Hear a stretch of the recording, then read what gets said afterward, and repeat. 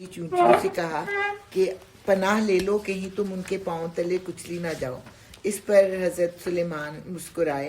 आप सूरह नमल में देखते हैं कि एक एक मिनट के बाद जो है ना हजरत सुलेमान शुक्र अदा कर रहे होते हैं और साथ साथ अल्लाह ताला से शुक्र की तौफीक भी मांग रहे होते हैं। उसके बाद मलका सबा का किस्सा जो था हमें बताया गया और मलका सबा का कैरेक्टर जो था हमें बताया गया कि वो बड़ी एक समझदार खातून थी। पहले तो वो लेटर को देख के पहचान गई कि ये किसी आम दुनियादार बादशाह का लेटर नहीं है, कि बहुत हम्बल तरीके से हज़रत सलमान ने ख़त लिखा था अल्लाह ताला के नाम से और सिर्फ सलमान की तरफ से, कोई साथ टाइटल नहीं लगाए हुए थे। उसके बाद फिर जब वो अपने दरबारियों से मशवरा करती है तो कहती है कि जब कोई बादशाह किसी मुल्क पर कब्जा कर लेता है तो उस मुल्क को तबाह व बर्बाद और उसके इज्जत वालों को जलील कर देता है। तीसरी बात, जब वो तख्त को देखती है तो बड़ी डिप्लोमेटिक, कल मुझे डिप्लोमेटिक का लफ्ज़ नहीं आ रहा था मेरी ज़ुबान पे, स्टेटमेंट देती है जिसमें ना इनकार होता है और ना इकरार होता है कि ये तो गोया वही है। और फिर वो बात की तह तक पहुंच जाती है और वो फिर हज़रत सुलेमान के साथ इस्लाम कबूल कर लेती है, क्योंकि अभी तक वो इस्लाम से वाकिफ़ ही नहीं हुई होती। जो ही वो पैदा होती है मुशरिक माहौल में और उसी माहौल में उसी के मुताबिक उसने मज़हब भी इख्तियार किया होता है, लेकिन जब उसको सही मज़हब का पता चलता है तो वो उसको इख्तियार कर लेती है। और दूसरा, इल्म के बारे में बहुत ज़्यादा इसमें डिस्कस किया गया है, इल्म की अहमियत को बहुत बताया गया है। अब जो है हम शुरू करें 20वां सिपारा, और यहाँ से जो है बल्कि एक आयत पहले से, कुलिल हम्दुलिल्लाहि वस्सलामु अला इबादिहिल्लज़ी नस्तफ़ा अल्लाहु खैरुम अम्मा युश्रिकून। तो इसके बाद से जो है अल्लाह ताला की कुदरत के जो हैं वो निशानात, जिसको कहते हैं तज़कीर बे आला, पहले तज़कीर बे अयामिल्ला तो नहीं आए ना, हाँ उसमें अयामिल्ला नहीं आए, उसमें क़ससुल अंबिया आए हैं, अंबिया के किस्से आए हैं, कोई किसी कौम की बर्बादी का जिक्र नहीं आया। लेकिन यहाँ पे जो है वो तज़कीर बे आला, औज़ुबिल्लाहि मिनश्शैतानिर्रजीम, बिस्मिल्लाहिर्रहमानिर्रहीम, रब्बि इश्रह ली सदरी व यस्सिर ली अमरी वहलुल उक़दतम मिन लिसानी यफ़क़हू क़ौली। भला वो कौन है जिसने आसमानों और ज़मीन को पैदा किया और तुम्हारे लिए आसमान से पानी बरसाया, फिर इसके ज़रिए से वो खुशनुमा बाग उगाए जिनके दरख्तों का उगाना तुम्हारे बस में ना था। इस बात को तो हर एक जानता है ना कि इंसान तो बीज बो सकता है, उस बीज से दरख्त उगाना तो अल्लाह ताला का कुदरत है। क्या अल्लाह के साथ कोई दूसरा खुदा भी इन कामों में शरीक है? नहीं, बल्कि यही लोग राह रास्त से हट कर चले जा रहे हैं। और वो कौन है जिसने ज़मीन को जाए करार बनाया?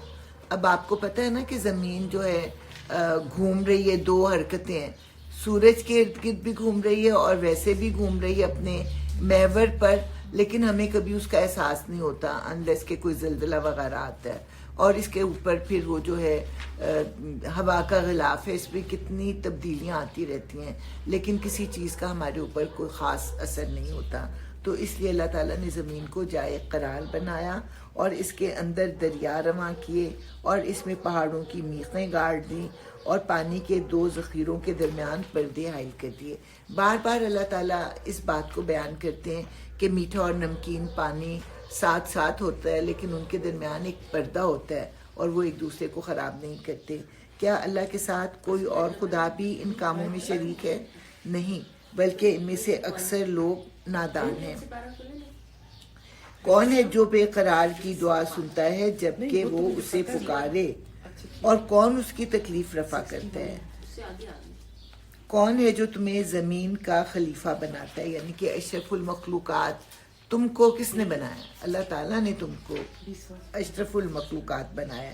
क्या अल्लाह के साथ कोई और खुदा भी ये काम करने वाला है? तुम लोग कम ही सोचते हो। और वो कौन है जो खुश्की और समंदर की तारीकियों में तुमको रास्ता दिखाता है? और कौन अपनी रहमत के आगे आगे हवाओं को खुशखबरी लेकर भेजता है? क्या अल्लाह के साथ कोई दूसरा खुदा भी ये काम करता है? بہت بالا و برتر ہے اللہ اس شرک سے جو یہ لوگ کرتے ہیں۔ اور وہ کون ہے جو خلق کی ابتدا کرتا ہے پھر اس کا اعادہ کرتا ہے، اور کون تم کو آسمان اور زمین سے رزق دیتا ہے؟ کیا اللہ کے ساتھ کوئی اور خدا بھی ان کاموں میں حصے دار ہے؟ کہو کہ لاؤ اپنی دلیل اگر تم سچے ہو۔ ان سے کہو اللہ کے سوا آسمانوں اور زمین میں کوئی غیب کا علم نہیں رکھتا، اور وہ نہیں جانتے کہ وہ کب اٹھائے جائیں گے۔ یعنی کہ جن زندہ ہستیوں کو مرنے کے بعد تم نے معبود بنا لیا ہے، وہ تو خود نہیں جانتے کہ وہ مرنے کے بعد کب اٹھائے جائیں گے اور حساب کتاب کے لیے پیش کیے جائیں گے۔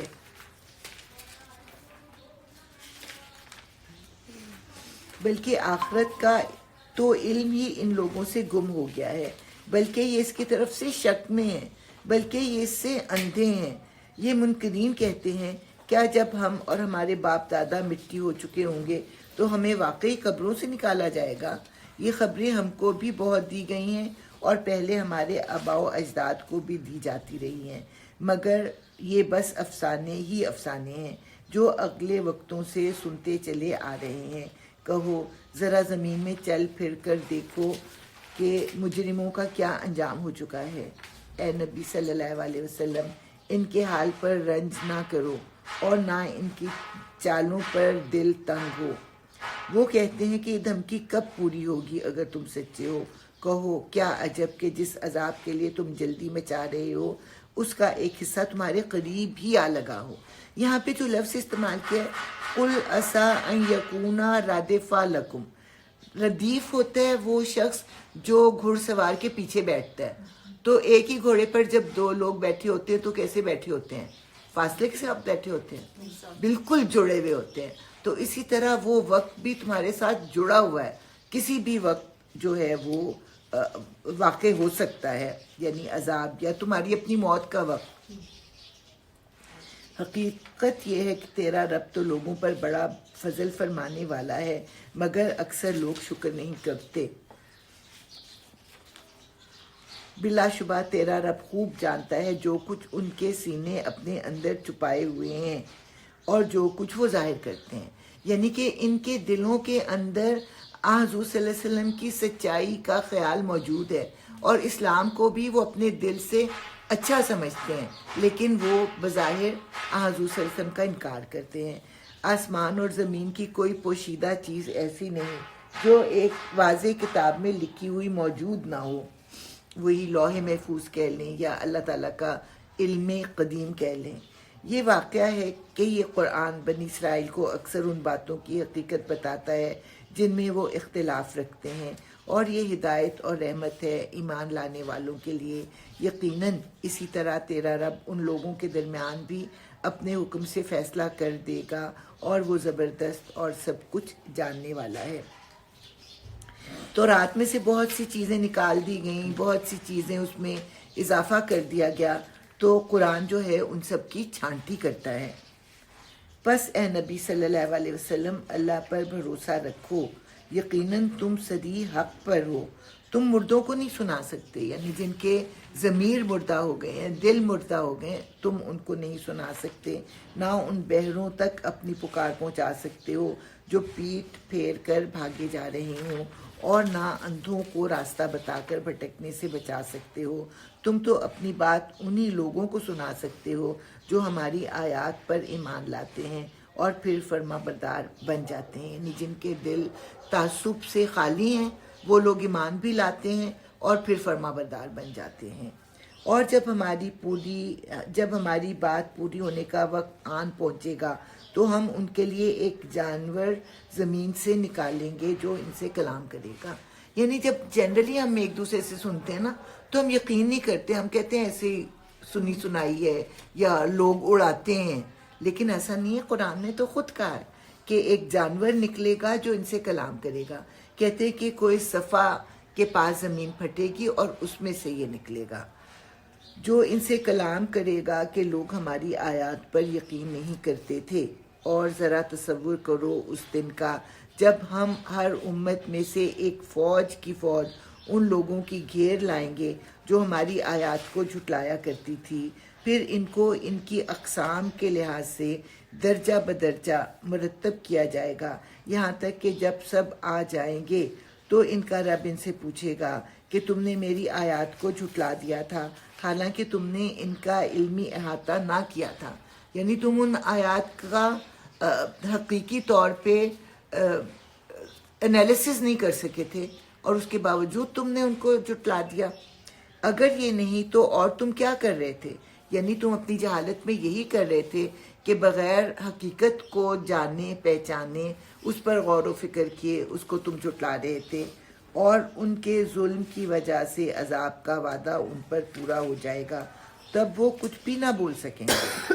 اور یہاں پہ جو کہا نا کہ فوج کی فوج، تو اس سے پھر ہمیں یہ پتہ لگتا ہے کہ کسی نبی کی قوم کے تھوڑے لوگ ایمان لانے والے ہوتے ہیں، زیادہ تر لوگ جو ہوتے ہیں وہ انکار کرنے والے ہوتے ہیں۔ کیا ان کو سجھائی نہ دیتا تھا کہ ہم نے رات ان کے لیے سکون حاصل کرنے کو بنائی تھی اور دن کو روشن کیا تھا، اسی میں بہت سی نشانیاں تھیں ان لوگوں کے لیے جو ایمان لاتے ہیں۔ آپ یہ ناردرن ایریاز کا تصور، ہمارے ناردرن ایریاز کا نہیں، ورلڈ کے ناردرن ایریاز کا، جہاں پہ شاید 9 مہینوں کا دن ہوتا ہے اور پھر اس میں جو ہے آرٹیفیشلی اندھیرا کرنا پڑتا ہے تاکہ سو سکیں، تو کتنی اذیت ناک بات ہوتی ہے نا۔ اور اسی طرح پھر جب رات ہوتی، 9 مہینوں کا دن تو نہیں ہوتا، بہرحال بہت لمبا 3 مہینے کا دن ہوتا ہوگا۔ اب جیوگرافی کے پوائنٹ آف ویو سے بول 3 مہینے کا دن 3 مہینے کی رات ہوتی ہوگی۔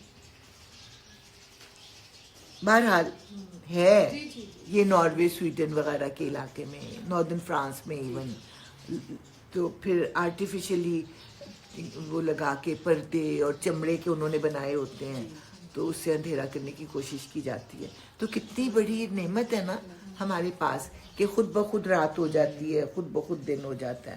اور کیا گزرے گی اس روز جب کہ سور پھونکا جائے گا اور ہول کھا جائیں گے وہ سب جو آسمانوں اور زمین میں۔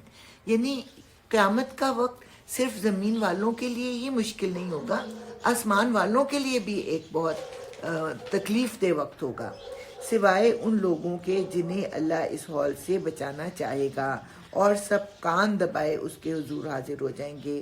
آج تو پہاڑوں کو دیکھتا ہے اور سمجھتا ہے کہ خوب جمے ہوئے ہیں، مگر اس وقت یہ بادلوں کی طرح اڑ رہے ہوں گے۔ یہ اللہ کی قدرت کا کرشمہ ہوگا جس نے ہر چیز کو حکمت کے ساتھ استوار کیا ہے۔ وہ خوب جانتا ہے کہ تم لوگ کیا کرتے ہو۔ جو شخص بھلائی لے کر آئے گا اسے اس سے زیادہ بہتر صلہ ملے گا، اور ایسے لوگ اس دن کے ہول سے محفوظ ہوں گے۔ پہلے اللہ تعالیٰ نے کہا نا کہ کچھ لوگوں کو اللہ تعالیٰ اس دن کے ہول سے بچا لے گا، اور اس کے بارے میں پھر ہمیں پتہ چلتا ہے کہ اچھے لوگوں پر قیامت قائم نہیں ہوگی، اچھے لوگوں کو ایک ہوا چلے گی جو پرسکون نیند سلا دے گی، اور پھر برے لوگ ہی اس کا سامنا کریں گے۔ اور جو برائی لیے ہوئے آئے گا، ایسے سب لوگ اوندھے منہ آگ میں پھینکے جائیں گے۔ کیا تم لوگ اس کے سوا کوئی اور جزا پا سکتے ہو کہ جیسا کرو ویسا بھرو؟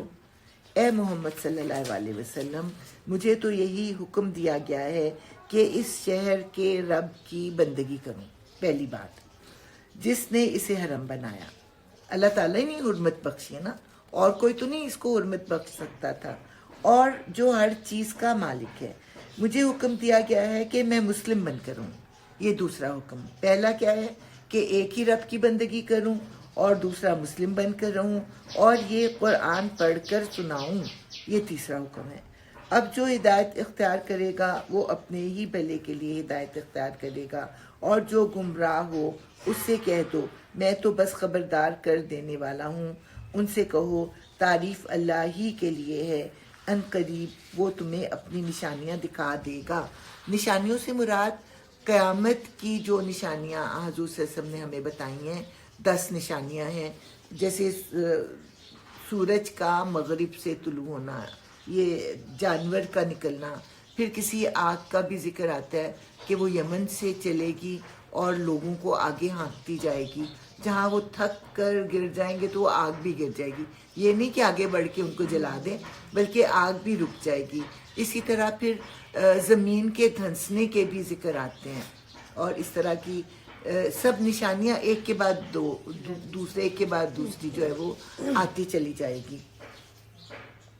تو وہ تمہیں اپنی نشانیاں یعنی قیامت کی نشانیاں دکھا دے گا اور تم انہیں پہچان لوگے, اور تیرا رب بے خبر نہیں ہے ان اعمال سے جو تم لوگ کرتے ہو.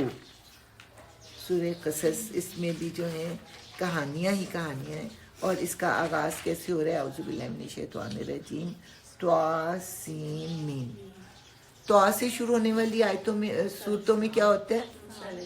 حضرت موسیٰ علیہ السلام کا ذکر اور سانپ کا ذکر. کیونکہ جب سانپ کنڈلی مارتا ہے تو ایسے ہی ہوتا ہے نا, گول اور پھر اوپر سے اٹھا ہوا.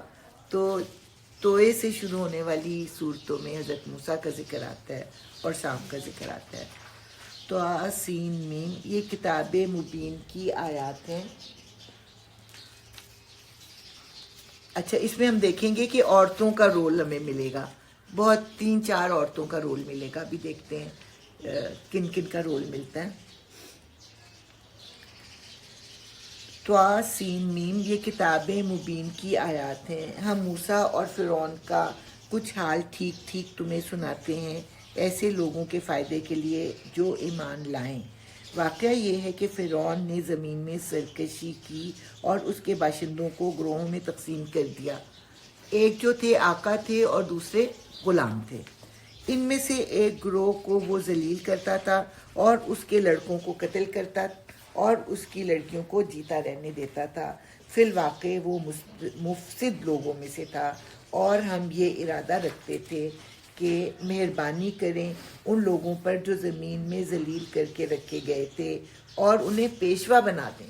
کہاں تو وہ غلام تھے اور کہاں اللہ تعالیٰ ان کو پیشوا بنانا چاہتا تھا اور انہی کو وارث بنائیں. اللہ تعالیٰ کا وعدہ ہے نا کہ زمین کے وارث نیک لوگ ہی ہوں گے, اور زمین میں ان کو اقتدار بخشیں اور ان سے فرعون و حامان اور ان کے لشکروں کا وہی کچھ دکھلا دے جس کا انہیں ڈر تھا.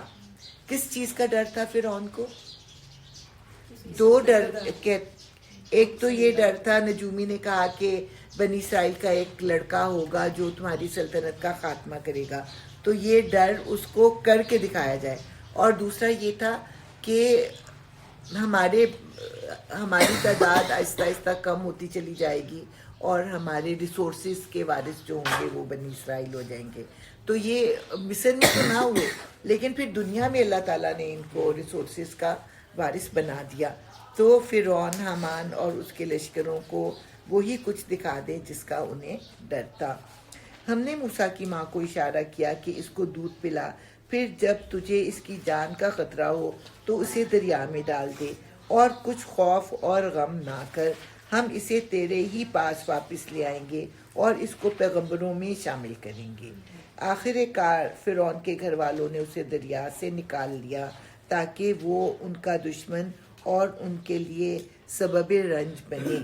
واقعی فرعون اور حامان اور ان کے لشکر اپنی تدبیر میں بڑے غلط کار تھے. یعنی اپنی طرف سے تو وہ قتل کرنا چاہ رہے تھے نا بچے کو, اور جب دریا میں سے بچہ نکلا تو قدرتی طور پہ ان کی قوم نے تو نہیں پھینکا ہوگا, ان کو پتہ ہوگا کہ بنی اسرائیل کا ہی یہ بچہ ہے, لیکن اللہ تعالیٰ نے ایسے حالات و واقعات پیدا کیے کہ ان کے دل میں بچے کی محبت پیدا ہو گئی اور انہوں نے اس کو قتل نہ کیا.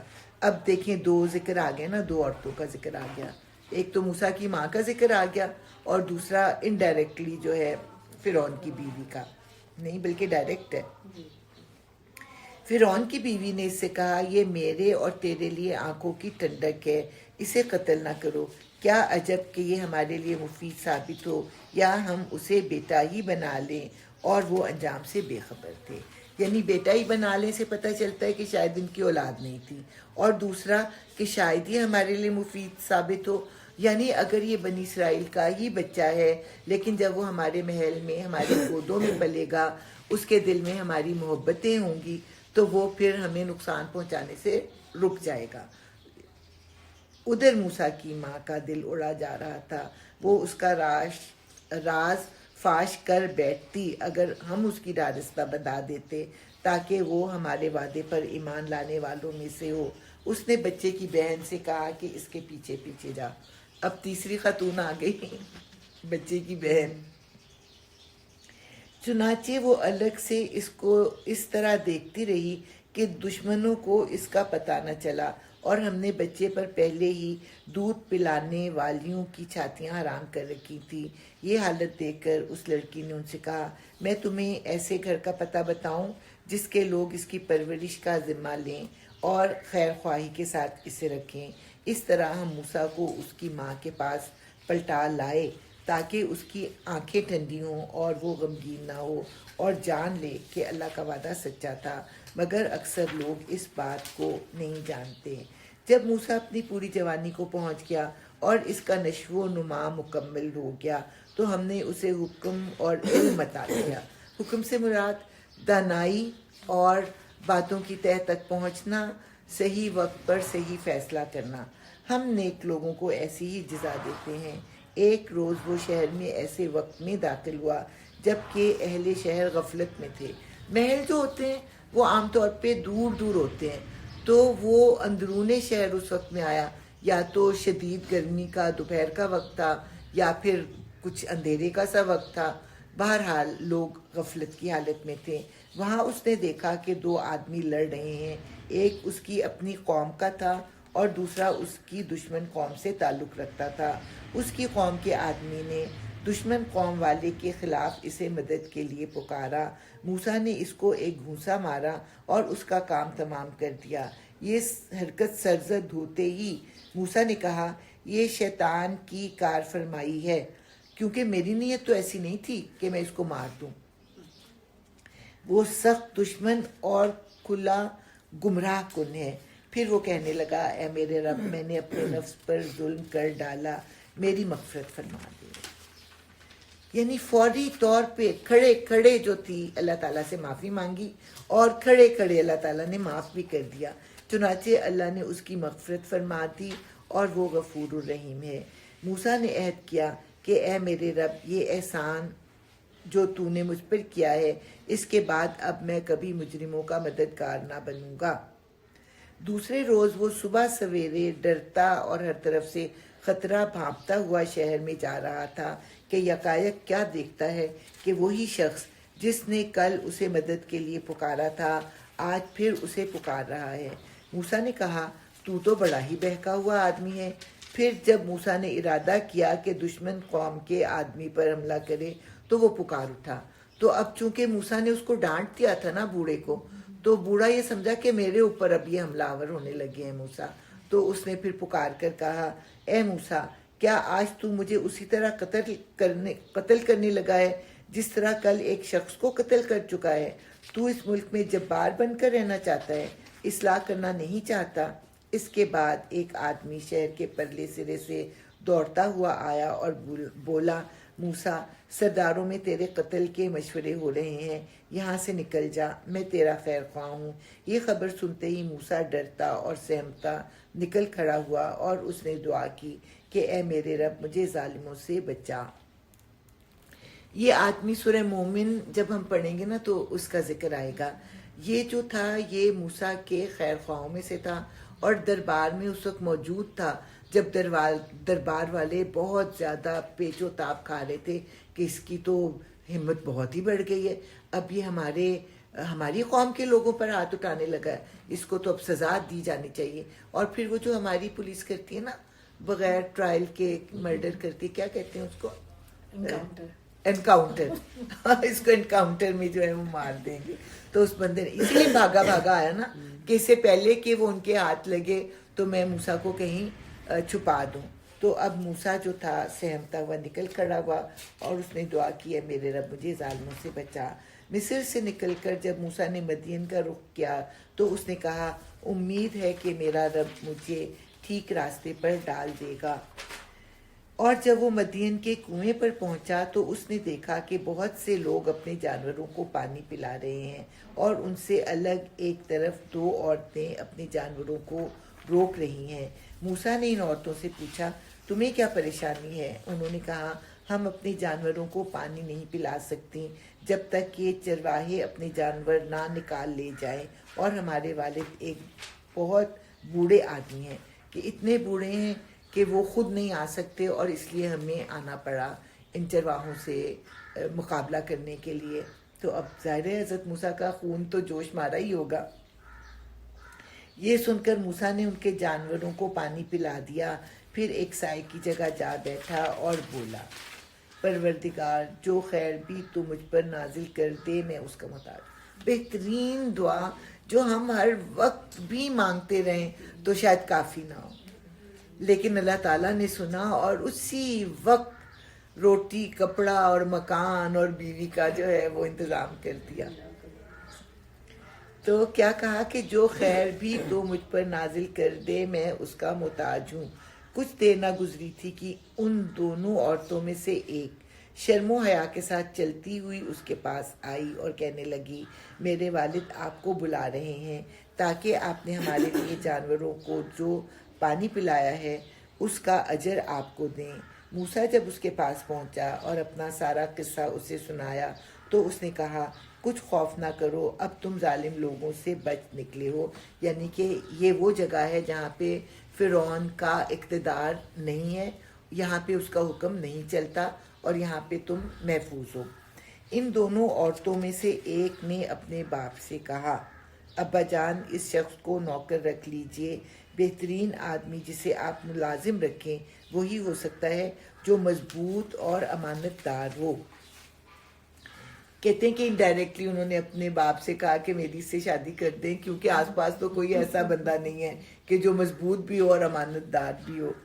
اس کے باپ نے موسیٰ سے کہا، میں چاہتا ہوں کہ اپنی ان دونوں بیٹیوں میں سے ایک کا نکاح تمہارے ساتھ کر دوں، بشرطے کہ تم 8 سال تک میرے ہاں ملازمت کرو، اور اگر 10 سال پورے کر دو تو یہ تمہاری مرضی ہے. یہ ایک طرح سے مہر تھا جو کہ حضرت موسیٰ کو ادا کرنا تھا. میں تم پر سختی نہیں کرنا چاہتا، تم انشاءاللہ مجھے نیک آدمی پاؤ گے. موسیٰ نے جواب دیا، یہ بات میرے اور آپ کے درمیان طے ہو گئی. ان دونوں مدتوں میں سے جو بھی میں پوری کر دوں اس کے بعد پھر کوئی زیادتی مجھ پر نہ ہو، اور جو کچھ قول و قرار ہم کر رہے ہیں اللہ اس پر نگران ہے. اچھا آپ دیکھیں بار بار اللہ کا ذکر کر رہے ہیں. اس کا مطلب یہ ہے کہ اگرچہ فرعون کے محل میں انہوں نے تربیت پائی، لیکن اپنے بنی اسرائیل پیرنٹس کی طرف سے بھی ان کو اللہ تعالیٰ سے روشناسی تھی. وہ اس سے آگاہ تھے اور دل سے اللہ تعالیٰ کو پہلے سے ہی مانتے تھے. اس سے پہلے کہ ان کو نبوت ملے وہ اللہ تعالیٰ کو بلا رہے ہیں نا. پہلے اللہ تعالیٰ سے معافی مانگی ہے، پھر اللہ تعالیٰ سے دعا کی ہے، اور پھر اللہ تعالیٰ کو اب جو ہے وہ گواہ بنا رہے ہیں. وہ بھی کہتے ہیں کہ شروع سے وہ نہیں، وہ بھی شاید بنی اسرائیل کی تھی خاتون، اس لیے ہو سکتا ہے ان کی تربیت بھی ہو. بہرحال جیسا کہ فرعون مشرک تھا بلکہ خدا بنا ہوا تھا، تو ان پہ اس کا اثر نہیں ہوا. جب موسیٰ نے مدت پوری کر دی اور وہ اپنے اہل و عیال کو لے کر چلا تو طور کی جانب اس کو ایک آگ نظر آئی. موسیٰ کو نظر آئی، کسی اور کو نہیں نظر آئی. اس نے اپنے گھر والوں سے کہا، ٹھہرو، میں نے ایک آگ دیکھی ہے، شاید میں وہاں سے کوئی خبر لے آؤں یا اس آگ سے کوئی انگارہ ہی اٹھا لاؤں جس سے تم تاپ سکو. وہاں پہنچا تو وادی کے داہنے کنارے پر مبارک خطے میں ایک درخت سے پکارا گیا کہ اے موسیٰ، میں ہی اللہ ہوں، سارے جہان والوں کا مالک. اور حکم دیا گیا کہ پھینک دے اپنی لاٹھی. جوں ہی کہ موسیٰ نے دیکھا کہ وہ لاٹھی سانپ کی طرح بل کھا رہی ہے تو وہ پیٹ پھیر کر بھاگا اور اس نے مڑ کر بھی نہ دیکھا. ارشاد ہوا، موسیٰ پلٹ آ اور خوف نہ کر، تو بالکل محفوظ ہے. اپنا ہاتھ گریبان میں ڈال، چمکتا ہوا نکلے گا بغیر کسی تکلیف کے، اور خوف سے بچنے کے لیے اپنا بازو بھینچ لے. اچھا، ایک قرآن کا ایک ٹوٹکا ہے جو ہم نے ویسے کبھی آزمایا نہیں ہے کہ کبھی ڈر لگے تو اپنے بازوؤں کو جو ہے وہ بھینچ لے. یہ شاید نیچرلی ہم کرتے ہی ہوں. آج کل اس کا وہ تھراپی بھی چل رہی ہے، EMDR کا. اچھا، اپنے آپ کو ہگ کریں. اچھا، اینگزائٹی سے، ڈپریشن بھی ہوتا ہے. یہ کہتے ہیں نا جس وقت بجلی کرتی ہے تو جھرجھری سی آتی ہے، پر آپ اپنے آپ کو سیکیور ہی فیل کرنے کے لیے اپنا یوں کر لیتے ہیں، راستہ پار کرتے ہیں کہ کوئی ایکسیڈنٹ دیکھ لیں یا کچھ. یہ 2 نشانیاں ہیں تیرے رب کی طرف سے فرعون اس کے درباریوں کے سامنے پیش کرنے کے لیے. وہ بڑے نافرمان لوگ ہیں. موسیٰ نے عرض کیا میرے آقا میں تو ان کا ایک آدمی قتل کر چکا ہوں. ڈرتا ہوں کہ وہ مجھے مار ڈالیں گے، اور میرا بھائی ہارون مجھ سے زیادہ زبان آور ہے. اسے میرے ساتھ مددگار کے طور پر بھیج دے تاکہ وہ میری تائید کرے. مجھے اندیشہ ہے کہ وہ لوگ مجھے جھٹلائیں گے. فرمایا ہم تیرے بھائی کے ذریعے تیرا ہاتھ مضبوط کریں گے اور تم دونوں کو ایسی سطوت بخشیں گے، ایسا روب بخشیں گے کہ وہ تمہارا کچھ نہ بگاڑ سکیں گے. ہماری نشانیوں کے زور سے غلبہ تمہارے اور تمہارے پیرووں کا ہی ہوگا.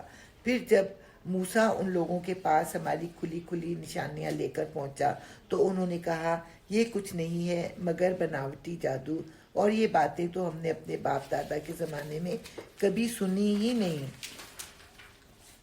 موسیٰ نے جواب دیا میرا رب اس شخص کے حال سے خوب واقف ہے جو اس کی طرف سے ہدایت لے کر آیا ہے، اور وہی بہتر جانتا ہے کہ آخری انجام کس کا اچھا ہونا ہے. حق یہ ہے کہ ظالم کبھی فلاح نہیں پاتے. اور فرعون نے کہا اے اہل دربار میں تو اپنے سوا تمہارے کسی خدا کو نہیں جانتا.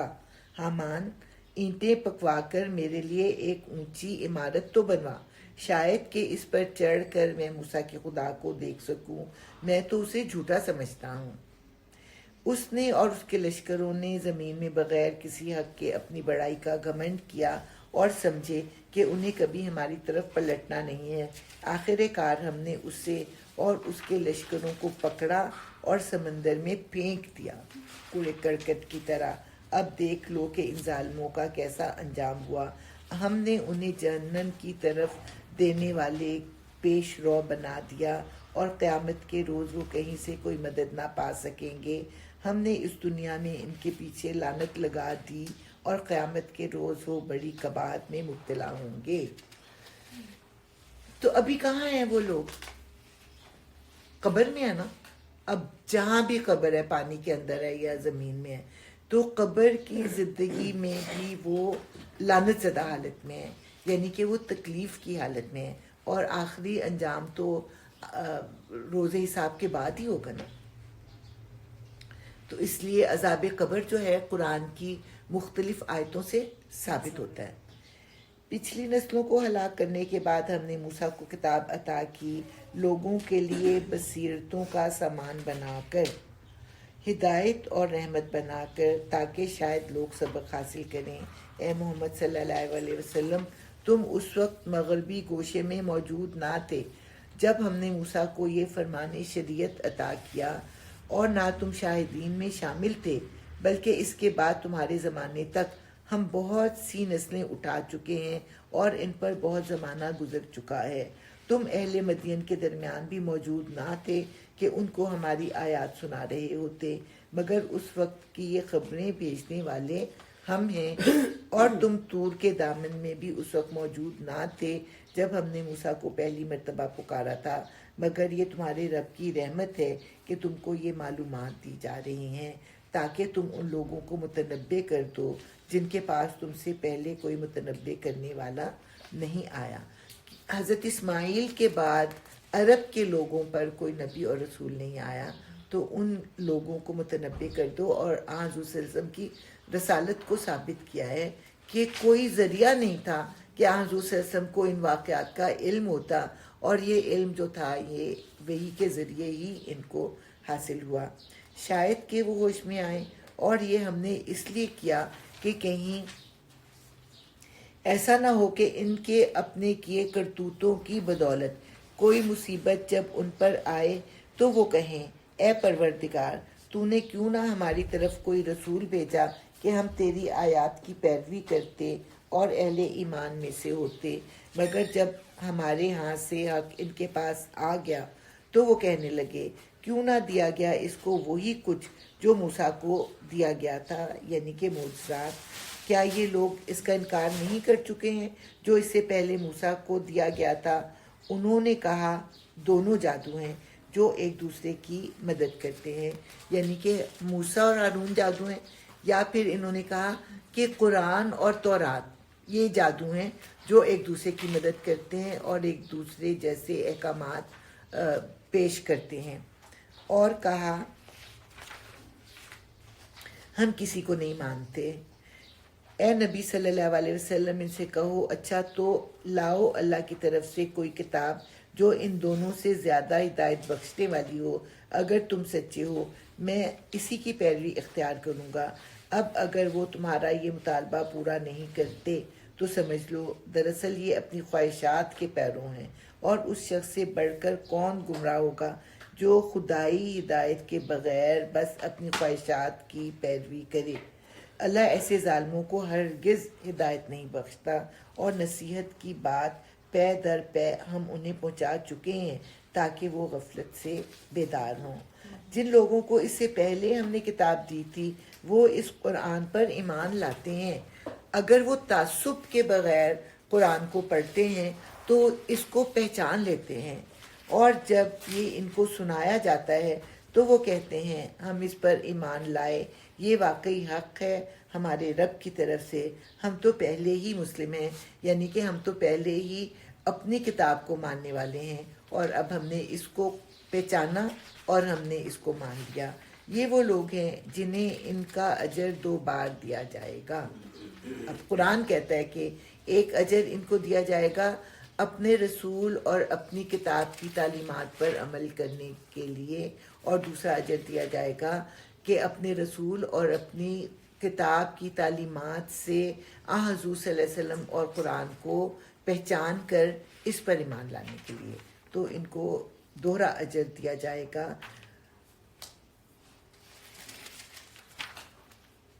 اس ثابت قدمی کے بدلے جو انہوں نے دکھائی.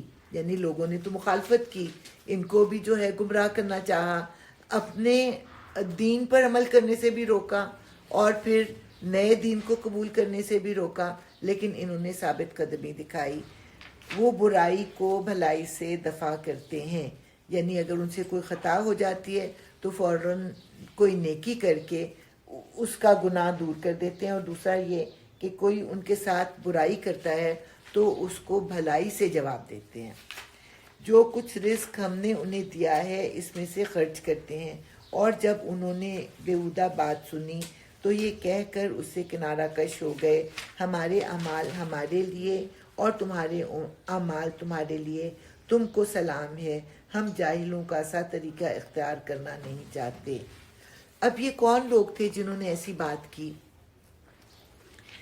جب ہجرت حبشہ کے بعد مکہ والوں کا مشن ناکام ہو گیا، یعنی کہ نجاشی نے مسلمانوں کو ان کے حوالے کرنے سے انکار کر دیا، تو بہت سے لوگ جو تھے نجاشی کی قوم کے بہت سے لوگ مسلمان ہوئے، اور ان کو شوق ہوا کہ ہم خود جا کر اس نبی سے ملیں. وہ آئے حضور صلی اللہ علیہ وسلم کے پاس، ان کے پاس بیٹھے، ان کی گفتگو سنی. قرآن کی جب آیتیں حضور صلی اللہ علیہ وسلم نے ان کو سنائیں تو ان کی آنکھوں سے آنسو بہنے لگے، اور مکہ والے جو تھے وہ تماشا دیکھ رہے تھے کہ دیکھیں کیا ہوتا ہے. جب وہ نکلے آنسوؤں بہتے ہوئے آنسوؤں کے ساتھ، اور حضور صلی اللہ علیہ وسلم سے یہ وعدہ کر کے کہ وہ مسلمان ہیں، اور جب یہ باہر نکلے تو مکہ والوں نے خوب ان کا مذاق اڑایا کہ ہم تو کب سے یہ باتیں سن رہے ہیں، ہم پہ تو بڑا کوئی اثر ہی نہیں ہوا، تم اچھے ہو، تم نے ایک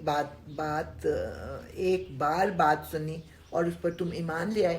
اس پر انہوں نے یہ جواب دیا ہمارے اعمال ہمارے لیے اور تمہارے اعمال تمہارے لیے، تم کو سلام ہے، ہم جاہلوں کا سا طریقہ اختیار کرنا نہیں چاہتے کہ ہم تم سے کوئی بحث و مباحثہ کرنا نہیں چاہتے.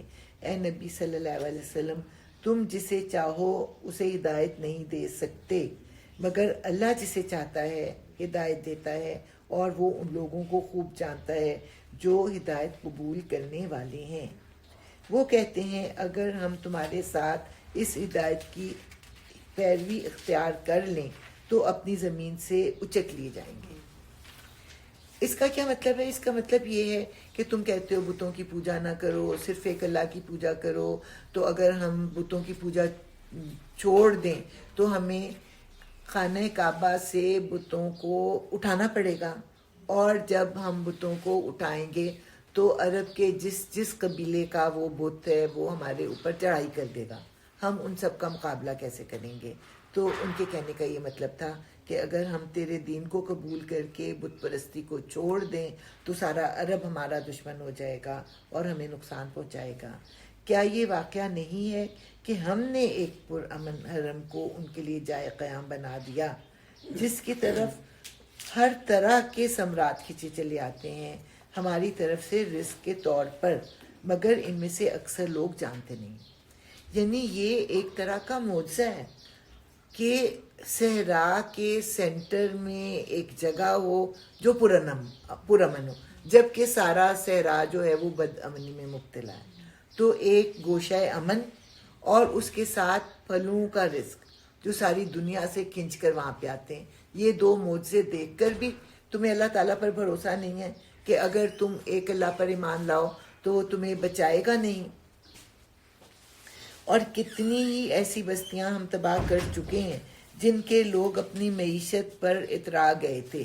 یعنی اب تمہیں اپنی معیشت پر اتراہٹ ہے نا کہ بتوں کے صدقے میں تم کو رزق مل رہا ہے، کہ لوگ آتے ہیں حج کے لیے، آتے ہیں یہاں پہ سروسز کو اویل کرتے ہیں، نظر و نیاز جو ہیں وہ دیتے ہیں اور قربانیاں کرتے ہیں، تو ہمارا رزق جو ہے وہ چلتا ہے۔ تو اس پر اللہ تعالیٰ کہہ رہے ہیں کہ بہت سی ایسی بستیاں جن کو اپنی معیشت پر بڑا ناز تھا، ہم نے ان کو تباہ و برباد کر دیا، سو دیکھ لو وہ ان کے مسکن پڑے ہوئے ہیں جن میں ان کے بعد کم ہی کوئی بسا ہے، آخر کار ہم ہی وارث ہو کر ہے۔ یعنی قومیں تو مٹ گئیں، باقی کون رہ گیا؟ اللہ تعالیٰ رہ گیا۔ اور تیرا رب بستیوں کو ہلاک کرنے والا نہ تھا جب تک کہ ان کے مرکز میں ایک رسول نہ بھیج دیتا۔ یعنی کہ کسی آبادی کے جو سب سے بارونق علاقہ ہوتا ہے، جو سینٹر ہوتا ہے، وہاں پہ رسول آتے ہیں، کیونکہ سینٹر سے تعلیمات پھیل جاتی ہیں۔ لیکن اگر کسی دور دراز گوشے میں، کسی جھونپڑی میں کوئی نبی اللہ تعالیٰ اٹھاتا تو وہ کس کس کو جا کے پیغام دیتا؟ تو اللہ تعالیٰ کا یہ اصول ہے کہ وہ ام القرآن میں جو ہیں نبی اور رسول کو بھیجا کرتے ہیں۔ ان کے مرکز میں ایک رسول نہ بھیج دیتا جو ان کو ہماری آیات سناتا، اور ہم بستیوں کو ہلاک کرنے والے نہ تھے جب تک کہ ان کے رہنے والے ظالم نہ ہو جائیں، مشرک نہ ہو جائیں، ایمان لانے والوں پر ظلم و ستم ڈھانا نہ شروع کر دیں۔ تم لوگوں کو جو کچھ بھی دیا گیا ہے وہ محض دنیا کی زندگی کا سامان ہے اور اس کی زینت ہے، اور جو کچھ اللہ کے پاس ہے وہ اس سے بہتر اور باقی رہنے والا ہے۔ دنیا کی کتنی بھی چیزیں ہوں آخر کار وہ ختم ہو جاتی ہیں، لیکن اللہ تعالیٰ کے پاس جو کچھ بھی ہے وہ باقی رہنے والا اور بہتر ہے۔ کیا تم لوگ عقل سے کام نہیں لیتے؟ بھلا وہ شخص جس سے ہم نے اچھا وعدہ کیا ہو اور وہ اسے پانے والا ہو، کبھی اس شخص کی طرح ہو سکتا ہے جسے ہم نے صرف حیات دنیا کا سر و سامان دے دیا ہو اور پھر وہ قیامت کے روز سزا کے لیے پیش کیا جانے والا ہو؟ یعنی دنیا میں بھی ان کے اعمال ایک جیسے نہیں ہوں گے اور آخرت میں بھی ان کا انجام ایک جیسا نہیں ہوگا۔ اور بھول نہ جائیں یہ لوگ اس دن کو جب کہ وہ ان کو پکارے گا اور پوچھے گا، کہاں ہیں میرے وہ شریک جن کا تم گمان رکھتے تھے؟ یہ قول جن پر چسپاں ہوگا، وہ کہیں گے، اے ہمارے رب، بے شک یہی لوگ ہیں جن کو ہم نے گمراہ کیا تھا، انہیں ہم نے اسی طرح گمراہ کیا جیسے ہم خود گمراہ ہوئے۔ ہم آپ کے سامنے اپنی برات ظاہر کرتے ہیں، یہ ہماری تو بندگی نہیں کرتے تھے۔ پھر ان سے کہا جائے گا، پکارو اب اپنے ٹھہرائے ہوئے شریکوں کو، یہ انہیں پکاریں گے مگر وہ ان کو کوئی جواب نہ دیں گے اور یہ لوگ عذاب دیکھ لیں گے۔ کاش یہ ہدایت اختیار کرنے والے ہوتے۔ اور فراموش نہ کریں یہ لوگ وہ دن جب کہ وہ ان کو پکارے گا اور پوچھے گا کہ جو رسول بھیجے گئے تھے انہیں تم نے کیا جواب دیا تھا؟ اس وقت کوئی جواب ان کو نہ سوجھے گا اور نہ یہ آپس میں ایک دوسرے سے پوچھ ہی سکیں گے کہ اللہ تعالیٰ کو کیا جواب دیں۔ البتہ جس نے آج توبہ کر لی اور ایمان لے آیا اور نیک عمل کیے، وہی یہ توقع کر سکتا ہے کہ وہاں فلاح پانے والوں میں سے ہوگا۔ یعنی آج توبہ کریں، آج ایمان لائیں اور نیک عمل کریں تو آخرت میں کامیابی مل جائے گی۔ تیرا رب پیدا کرتا ہے جو کچھ چاہتا ہے، اور وہ خود ہی اپنے کام کے لیے جسے چاہتا ہے منتخب کر لیتا ہے۔ یہ انتخاب ان لوگوں کے کرنے کا کام نہیں ہے۔ اللہ پاک ہے اور بہت بالا تر ہے۔ یعنی ان کو تھا کہ طائف کے لوگوں میں سے کسی کو کیوں اللہ نے رسول نہیں بنایا، مکہ کے لوگوں میں سے کسی کو رسول نہیں بنایا۔ اس کا یہ جواب ہے کہ اللہ تعالیٰ خود چنتا ہے۔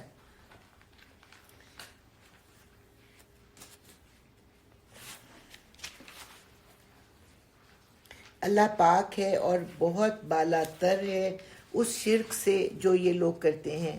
تیرا رب جانتا ہے جو کچھ یہ دلوں میں چھپائے ہوئے ہیں اور جو کچھ یہ ظاہر کرتے ہیں۔ یعنی دلوں میں ایمان موجود ہے لیکن زبان پہ کیا ہے؟ انکار۔ وہی ایک اللہ ہے جس کے سوا کوئی عبادت کا مستحق نہیں، اسی کے لیے ہم تھے دنیا میں بھی اور آخرت میں بھی۔ فرما روائی اسی کی ہے اور اسی کی طرف تم سب پلٹائے جانے والے ہو۔ اے نبی صلی اللہ علیہ وسلم ان سے کہو، کبھی تم لوگوں نے غور کیا کہ اگر اللہ قیامت تک تم پر ہمیشہ کے لیے رات طاری کر دے تو اللہ کے سوا وہ کون سا معبود ہے جو تمہیں روشنی لا دے؟ کیا تم سنتے نہیں ہو؟ ان سے پوچھو، کبھی تم نے سوچا اگر اللہ قیامت تک تم پر ہمیشہ کے لیے دن طاری کر دے تو اللہ کے سوا وہ کون سا معبود ہے جو تمہیں رات لا دے تاکہ تم اس میں سکون حاصل کرو؟ کیا تم کو سوچتا نہیں؟ یہ اسی کی رحمت ہے کہ اس نے تمہارے لیے رات اور دن بنائے تاکہ تم رات میں سکون حاصل کرو اور دن کو اپنے رب کا فضل تلاش کرو، شاید کہ تم شکر گزار بنو۔ یاد رکھیں یہ لوگ وہ دن جب کہ وہ انہیں پکارے گا، پھر پوچھے گا کہاں ہے میرے وہ شریک جن کا تم گمان رکھتے تھے؟ بار بار پوچھ رہے ہیں اللہ تعالیٰ۔ اور ہر امت میں سے ایک گواہ نکال لائیں گے، یعنی امت کا رسول۔ پھر کہیں گے لاؤ اب اپنی دلیل۔ اس وقت انہیں معلوم ہو جائے گا کہ حق اللہ کی طرف سے ہے اور گم ہو جائیں گے ان کے وہ سارے جھوٹ جو انہوں نے کر رکھے تھے۔ یہ ایک واقعہ ہے کہ قارون موسیٰ کی قوم کا ایک شخص تھا، بنی اسرائیل میں سے تھا۔ تو لوگوں میں سے جو غدار قسم کے بے ضمیر قسم کے لوگ ہوتے ہیں ان کو چن کر اپنی قوم کے خلاف استعمال کیا جاتا ہے۔ اب بری بات ہو جائے گی اگر میں آگے کچھ کہوں، بہرحال یہ بھی ایسا ہی شخص تھا، حضرت موسیٰ کا چچا زاد تھا، لیکن یہ فرعون کے ساتھ مل گیا تھا، فرعون کے احکامات کو اپنے لوگوں پر نافذ کرتا تھا، ان پر ظلم و ستم کرتا تھا اور بہت زیادہ امیر تھا اور بخیل بھی تھا۔ جب اپنی ذات پہ نہیں خرچ کرتا تو دوسروں پہ کیوں خرچ کرے گا؟ تو یہ الفاظ بتاتے ہیں، قرآن کے الفاظ بتاتے ہیں۔ یہ واقعہ ہے کہ قارون موسیٰ کی قوم کا ایک شخص تھا، پھر وہ اپنی قوم کے خلاف سرکش ہو گیا۔ ہم نے اس کو اتنے خزانے دے رکھے تھے کہ ان کی کنجیاں طاقتور آدمیوں کی ایک جماعت مشکل سے اٹھا سکتی تھی۔ اس پہ ہم نے پہلے بحث کی تھی کہ وہ ایسی کنجیاں نہیں تھی جیسے آج کل کے تالوں کی چھوٹی چھوٹی ہوتی ہیں۔ اس زمانے میں بڑے بڑے لکڑی کے دروازے ہوتے تھے اور ان کو پھر وہ لکڑی کے ٹکڑے کے ساتھ ہی بند کیا جاتا تھا اور وہی اس کی چابی ہوتی تھی۔ تو ان کو اٹھانے کے لیے جو تھی جماعت ہوتی تھی، ان کی کنجیاں طاقتور آدمیوں کی ایک جماعت مشکل سے اٹھا سکتی تھی۔ ایک دفعہ جب اس کی قوم کے لوگوں نے اس سے کہا پھول نہ جا، اللہ پھولنے والوں کو پسند نہیں کرتا، یعنی اتراتا رہتا تھا اور تکبر کا اظہار کرتا رہتا تھا۔ جو مال اللہ نے تجھے دیا ہے اس سے آخرت کا گھر بنانے کی فکر کر اور دنیا میں سے بھی اپنا حصہ فراموش نہ کر۔ یعنی اپنے اوپر بھی وہ خرچ نہیں کرتا تھا، تو لوگوں نے کہا کہ اپنے اوپر بھی خرچ کر، احسان کر جس طرح اللہ نے تیرے ساتھ احسان کیا ہے، یعنی کہ لوگوں کے اوپر بھی خرچ کر، اور زمین میں فساد برپا کرنے کی کوشش نہ کر کہ نبی کے کاموں میں رکاوٹ نہ ڈال۔ اللہ مفسدوں کو پسند نہیں کرتا۔ تو اس نے کہا یہ سب کچھ تو مجھے اس علم کی بنا پر دیا گیا ہے جو مجھ کو حاصل ہے، یعنی اس نے شکر کا رویہ اختیار نہ کیا بلکہ تکبر کا رویہ اختیار کیا۔ کیا اس کو یہ علم نہ تھا کہ اللہ اس سے پہلے بہت سے ایسے لوگوں کو ہلاک کر چکا ہے جو اس سے زیادہ قوت اور جمعیت رکھتے تھے؟ مجرموں سے تو ان کے گناہ نہیں پوچھے جاتے، ان کے سامنے تو صرف شہادتیں پیش کی جاتی ہیں۔ ایک روز وہ اپنی قوم کے سامنے پورے ٹھاٹھ میں نکلا۔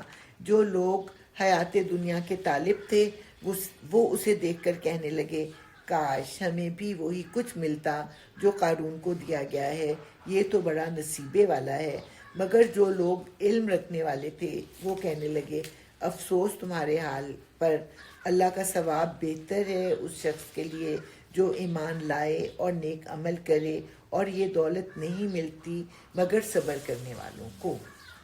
آخر کار ہم نے اسے اور اس کے گھر کو زمین میں دھسا دیا، پھر کوئی اس کے حامیوں کا گروہ نہ تھا جو اللہ کے مقابلے میں اس کی مدد کو آتا، اور نہ وہ خود اپنی مدد آپ کر سکا۔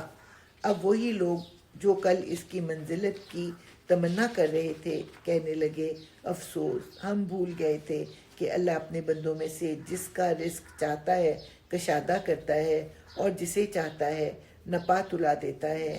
اگر اللہ نے ہم پر احسان نہ کیا ہوتا تو ہمیں بھی زمین میں دھسا دیتا۔ افسوس ہم کو یاد نہ رہا کہ کافر فلاں نہیں پایا کرتے۔ تو کہتے ہیں کہ قیامت تک وہ نیچے گرتا رہے گا، خود وہ نیچے اور اس کا مال اس کے اوپر گر رہا ہے۔ یہ نہیں ہوا کہ پہلے اس کا محل گرا ہو اور وہ اس کے اوپر گرا ہو، وہ پہلے خود گرا اور وہ گرتا چلا جا رہا ہے، گرتا چلا جا رہا ہے، قیامت تک وہ گرتا ہی چلا جائے گا۔ وہ آخرت کا گھر تو ہم ان لوگوں کے لیے مخصوص کر دیں گے جو زمین میں اپنی بڑائی نہیں چاہتے اور نہ فساد کرنا چاہتے ہیں، اور انجام کی بھلائی متقین ہی کے لیے ہے۔ جو کوئی بھلائی لے کر آئے گا اس کے لیے اس سے بہتر بھلائی ہے، اور جو برائی لے کر آئے گا تو برائیاں کرنے والوں کو ویسا ہی بدلہ ملے گا جیسے عمل وہ کرتے تھے، یعنی جتنی انہوں نے برائی کی ہوگی اتنا بدلہ ملے گا، لیکن جس نے اچھائی کی ہوگی اس کو 700 گنا اور اس سے بھی زیادہ اجر اللہ تعالیٰ دیں گے، لیکن کم از کم 10 گنا تو دیں گے ہی۔ اے نبی صلی اللہ علیہ وسلم یقین جانو کہ جس نے یہ قرآن تم پر فرض کیا ہے وہ تمہیں ایک بہترین انجام کو پہنچانے والا ہے۔ یہ آیت کہتے ہیں کہ ہجرت کے سفر میں نازل ہوئی تھی، اور اس میں حضور صلی اللہ علیہ وسلم بہت زیادہ غمزدہ تھے کہ میرے لوگوں نے مجھے میرے وطن سے نکال دیا، اور اس پر یہ اللہ تعالیٰ نے آیت نازل کی کہ ان الذی فرض علیک القرآن لرادوک الی معاد، کہ وہ آپ کو آپ کے وطن واپس لے کر آئے گا۔ ان لوگوں سے کہہ دو کہ میرا رب خوب جانتا ہے کہ ہدایت لے کر کون آیا ہے اور کلی گمراہی میں کون مبتلا ہے۔ تم اس بات کے ہرگز امیدوار نہ تھے کہ تم پر کتاب نازل کی جائے، یعنی آپ کوئی اینشیس نہیں تھے، یعنی یہ امبیشن نہیں رکھتے تھے کہ نبی بن جائیں، تو بڑی عبادات کرتے تھے اور بڑی بڑی ریاستیں کرتے تھے کہ اللہ تعالیٰ کا خاص کرم ہوا، آپ تو بالکل انجان تھے۔ یہ تو محض تمہارے رب کی مہربانی سے تم پر نازل ہوئی ہے، بس تم کافروں کے مددگار نہ بنو، اور ایسا کبھی نہ ہونے پائے کہ اللہ کی آیات جب تم پر نازل ہوں تو کفار تمہیں ان سے باز رکھیں، یعنی کہ کفار تمہیں ان پر عمل کرنے سے روکیں، اور جو تمہاری ذمہ داری ہے ان آیتوں کو دوسروں تک پہنچانا اس میں وہ کوئی رکاوٹ ڈالیں، یعنی اپنا فرض جو ہے وہ ادا کرتے رہو، اپنے رب کی طرف دعوت دو اور ہرگز مشرکوں میں شامل نہ ہو۔ پہلی کیا بات کہی کہ اپنے رب کی طرف دعوت دو، دوسرا کیا کہا مشرکوں میں شامل نہ ہو، اور اللہ کے ساتھ کسی دوسرے معبود کو نہ پکارو، اس کے سوا کوئی معبود نہیں ہے، ہر چیز ہلاک ہونے والی ہے سوائے اس کی ذات کے، فرما روائی اسی کی ہے اور اسی کی طرف تم سب پلٹائے جانے والے ہو. عنکبوت جو ہے وہ مکڑی کو کہتے ہیں, اور مکڑی کا جالا کہتے ہیں کہ مائکروسکوپ میں دیکھا جائے تو انتہائی خوبصورت ہوتا ہے, لیکن سب سے زیادہ نازک بھی ہوتا ہے. تو اس کا ذکر جو ہے اللہ تعالیٰ اس میں کریں گے. اس میں بھی آزمائشوں کا ذکر آیا ہے اس صورت میں نا, مختلف قسم کی, اپنے ذات سے متعلق آزمائشیں, اپنے ماحول سے متعلق آزمائشیں, اور پھر یہ الف لام میم سے جو ہے وہ شروع ہوا ہے, اور یہ اہم ترین مقام ہے, جامع بیان ہے, مختلف طرح کے مسائل کے لیے جو ہے حل بتایا گیا ہے اس میں. تو اس میں جو ہے سورہ بقرہ کی طرح کی آیات بھی ہیں, اور سورہ آل عمران کی طرح کی بھی, اور سورہ توبہ کی طرح کی بھی. چلیں جی, اعوذ باللہ من الشیطان الرجیم, بسم اللہ الرحمن الرحیم, الف لام میم. کیا لوگوں نے یہ سمجھ رکھا ہے کہ وہ بس اتنا کہنے پر چھوڑ دیے جائیں گے کہ ہم ایمان لائے اور ان کو آزمایا نہ جائے گا؟